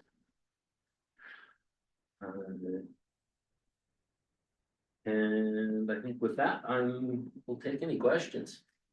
Thank you for that. Any comments or questions? Councillor Race? Thank you, sir. So one of the big considerations in getting water meters, I believe, was main detection, leakage in the mains. So Neptune's not able to offer us that. How concerning is that? I know that you're recommending Neptune, but we're not getting that one service that. So the leak detection certainly is an appealing thing to our people that look after our network. It's a nice to have. When we were reviewing proposals, we always do it as a team, so that we make sure we're looking at them from all angles, and that we're scoring fairly, and it's a good, fair process. And so when we were getting together to review how we each scored, and we talked about that one thing, the one person on our committee just said, "What is the main purpose of the meter?" And we're like, "To measure water." He's like, "Focus on that." And it was a very good point, is, these Neptune meters have been around forever. It's essentially the Kleenex of water meters. It has name brand recognition. Our neighbors have them. When the service guys are coming to town, that they're coming to our neighbor's town, and they'll come here too. So I certainly think that this is a good decision. We are missing that one new little advanced feature, but we still can find leaks in our community, and this pressure is another tool to help find leaks. The other comment that they told us is that this the way the leak detection works is it basically put microphones in the meters, and it measures the sound of the water inside the pipe. It's prone to false positives. So lots of times it may indicate a leak when there isn't one. You may see readings when the train goes by. Things like that. So. Hope I've answered that. I have another question, I will get back to you. Councillor Chambers and then Councillor Reese. Thank you through the chair. So, when you talk about the pressure readings and being able to the pressure monitoring of the water network. So the individual homeowners will have an opportunity, if there's leaks within their homes, that'll still be alerted. When you talk about the pressure monitoring of the network, it's the town's own network, underground infrastructure. That is what's not included, quote unquote, at the time of the Neptune proposal, correct? Okay, so the Neptune meters do detect leaks within the home. They do that. What they don't do is they don't detect leaks in the main. So if it does detect a leak and you're signed up to the system, you'll get a notification. So that's the positive thing. The pressure reading reads the pressure of the water just as it's coming into the home. But when you can see these spot pressures throughout the entire town, you kind of go, oh, well, that area of town is lower pressure than this area. Like our pressure in our town does vary because as you go up the hill, your pressure gets lower. You go down the hill, your pressure gets higher. So we have a big fluctuation around town. We have known areas of low pressure that we can't do much about without building big, expensive additional pumping. So, but this allows you to see changes in your system quickly and allows you to make tweaks in the system to fine tune it because you'll have continuous monitoring of what those pressures are instead of just going out and taking the odd reading here or there when you're curious about it.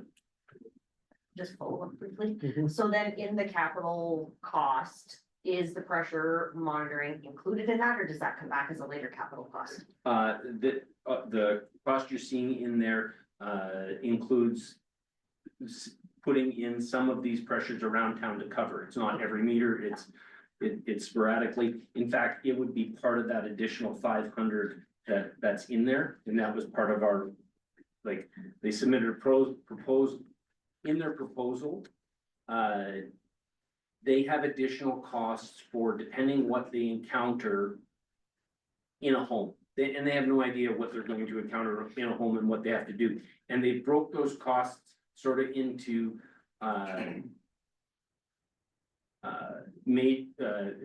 minor, medium, and major, and they well defined what that is and how many fittings makes one versus another. So it's very clear what we need to pay them, and that we really like that about the proposal too. Is it kind of put the risk onto us, but it also eliminated any arguing. It's going to be very clear if they're in how much of that additional 500 there. But when we saw those additional costs, we're like, we don't know how much that's going to add up to. So we really pushed them for, hey, based on your previous projects, how much did this stuff add up to? And they gave us a minimum and the maximum. And what you're seeing there is the maximum. And it included those added pressure meters. Thank you, Councillor Chambers, Councillor Reese. Thank you, Chair. So Trent, I have had citizens who live in mobile home parks. They don't have basements, they don't have a mechanical room. They've asked me, where will the meter be placed? Would you know? Yes, mobile homes do have very, very tiny mechanical rooms. They have to have some place where the hot water tank is. It will be somewhere close to where that hot water tank is. It may be in the cupboard, it may be just above the hot water tank. It will be somewhere in the neighborhood of close to where their furnace and their hot water tank is. It will be installed in that area. Okay, so inside the home. Yes. Okay, thank you. Thank you, Councillor Reese. Committee, any further? Councillor Taylor. I'd like to go with the recommended action. Thank you, Councillor Taylor.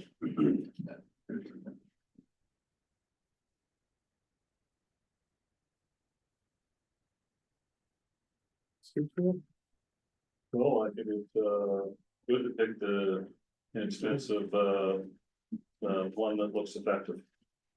That saves us money. Everybody's good. Councillor Taylor. Maybe we do have a direction request. Are there any comments, questions, anyone like to speak to it?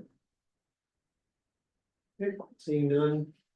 All question, the committee accepts this report for information. All those in favor?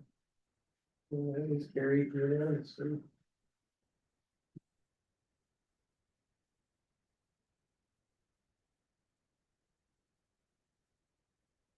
Further for the 2025 water meter installation RFP results. Okay, we'll move on then to correspondence. Councilor Haas, Move to, accept the correspondence like presented. thank you, Councilor Haas. Maybe we have a motion to accept, are there any comments or questions? None, we will call question the motion to accept correspondence items 7.1 and 7.2. All those in favor? Carried unanimously. That brings us to council reporting. To my right, Councilor Chambers. Thank you. For myself, I have nothing to report. Councilor Haas. Thank you. Just a couple of things real quick. Library board went through another exercise last night. We're pretty much on the tail end of finishing our 2025 to 2029 service plan. So that's looking good. We also had a new member join us last night, and was happy to have her join us at the meeting. And I just want to make a quick mention, there's a lot of great things happening down at the path, a lot of different acts, so please take advantage of those acts. But I also wanted to mention that the December 14th George Canyon Aaron Pritchett concert, the early bird tickets for the evening sessions are all sold out. We're starting to sell now the full price tickets, but there still is 25 early bird tickets left for the 2 p.m. show. So if anyone hasn't got their tickets yet, there's still an opportunity for that. So thank you. Thank you, Councilor Haas. Councilor Taylor. Oh, nothing to report. You, Councilor Race. Thank you, Chair. So last Thursday, I attended a Arch meeting. It was great to see new committee members at the meeting. After that meeting, I had to dash to the Hinton Youth Council meeting, and where they were receiving a presentation from the Mountain Edge Culture and Arts people.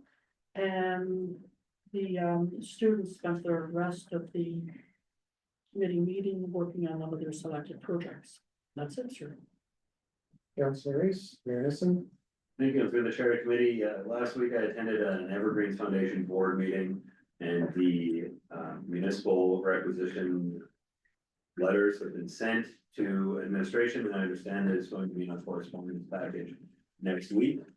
Unfortunately, next week I'm going to be attending the ASHA conference, and with our technological difficulties here, there's no guarantee I'll make it in for our meeting next Tuesday. So a couple of key points that I just want to bring up out of the report that you'll be reading next week. The operating expenses for Evergreens have increased with inflation this year, just like everything else. But some of the key drivers of that increase in the operating costs are the low-income senior priority. So legislation mandates prioritization of low-income seniors who are deeply subsidized by the municipal requisitions. And quite deeply subsidized. The number of seniors are very deeply subsidized, which quite frankly is a good point when you're talking to community members about the recreation center and they say, well, I'm paying for it now and I'm never gonna live to use it. Well, if they're seniors in our community, we might be deeply subsidizing their cost of living for a very long period of time when they move into subsidized seniors housing. The addition of market rent units, it helps balance some of the costs from operating. But as stated earlier, the legislation mandates low-income seniors into the lodge units. And so it hasn't fully offset the cost increases. 2025 was a strange year for the Evergreen Foundation in that we had 27 pay periods in 2025. It just happens to be how the weeks landed out. Usually it's 26 pay periods, but that's a $400,000 increase to the HR budget in the one operating year. Kekano Lodge in Grand Cache is anticipated to be coming into operations partway through this year. And it adds an additional $600,000 worth of deficit to the partial year of operation. And there are cost increases. The remainder of the increase is mainly due to CPI and moderate performance increases for staff, but I can tell you the cost of everything from food, supplies, right down to the capital construction costs have been inflating quite substantially this year. There are some ongoing reviews in process, so the government of Alberta is doing a lodge review. They're conducting the review to assess the pressures facing lodges and municipalities, and this review may lead to changes in funding and policy that could affect future budgets. And the Evergreen Foundation is exploring all internal modifications to services in order to streamline operations and reduce costs without compromising the quality of care provided to seniors. I'd also like to add that the Evergreen Foundation over the last 2 years has evacuated seniors from multiple communities very effectively. With the fires in Jasper last year, a building was lost. Those seniors need to be resettled for a period of time. With that, there's a project for that seniors housing here in Hinton. The operations at Evergreen, from my perspective, have been a fantastic thing for our community. Evergreen Foundation ability to operate through these disasters is a stabilizing force for seniors, and you see the difference between evacuees from both Edson and Whistle, Jasper, who were supported by Evergreens, and those who weren't.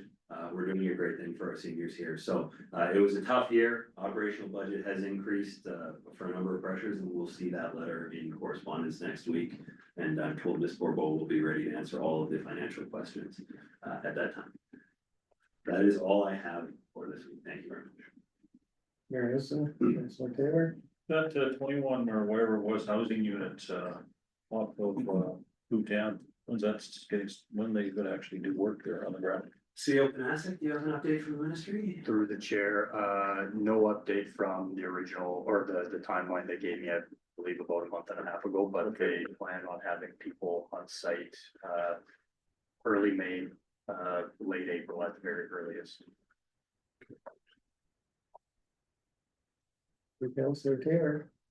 There's nothing else regarding council reports, so move on to Chief Administrative Officer. So, Thank you, Chair, nothing to report. okay, thank you. Councilor Taylor. There were 2 items that were on that I didn't see on the action pending list. Doesn't mean they weren't there, but they were items from February 25th. From a committee of the whole meeting. And one was the committee seek consensus to work with developers on a plan for Lupin Way.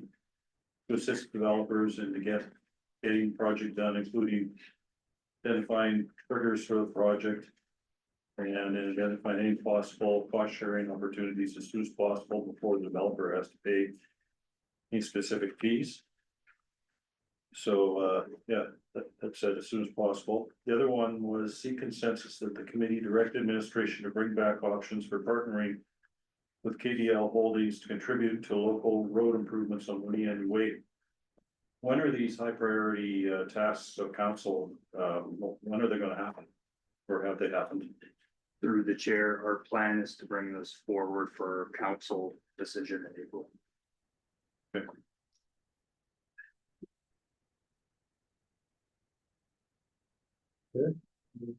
April, that's fine. Councilor Race. Sorry, CAO, I missed what you said. Our plan is to bring that forward in April. April? Go forward. Yeah. Were these on the action pending list? Through the chair to members of council, I'll have to look for it.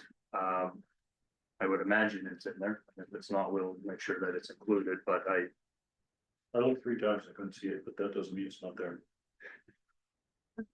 that's through the chair, I'll take that one back, take a look, make sure that all of those motions are included.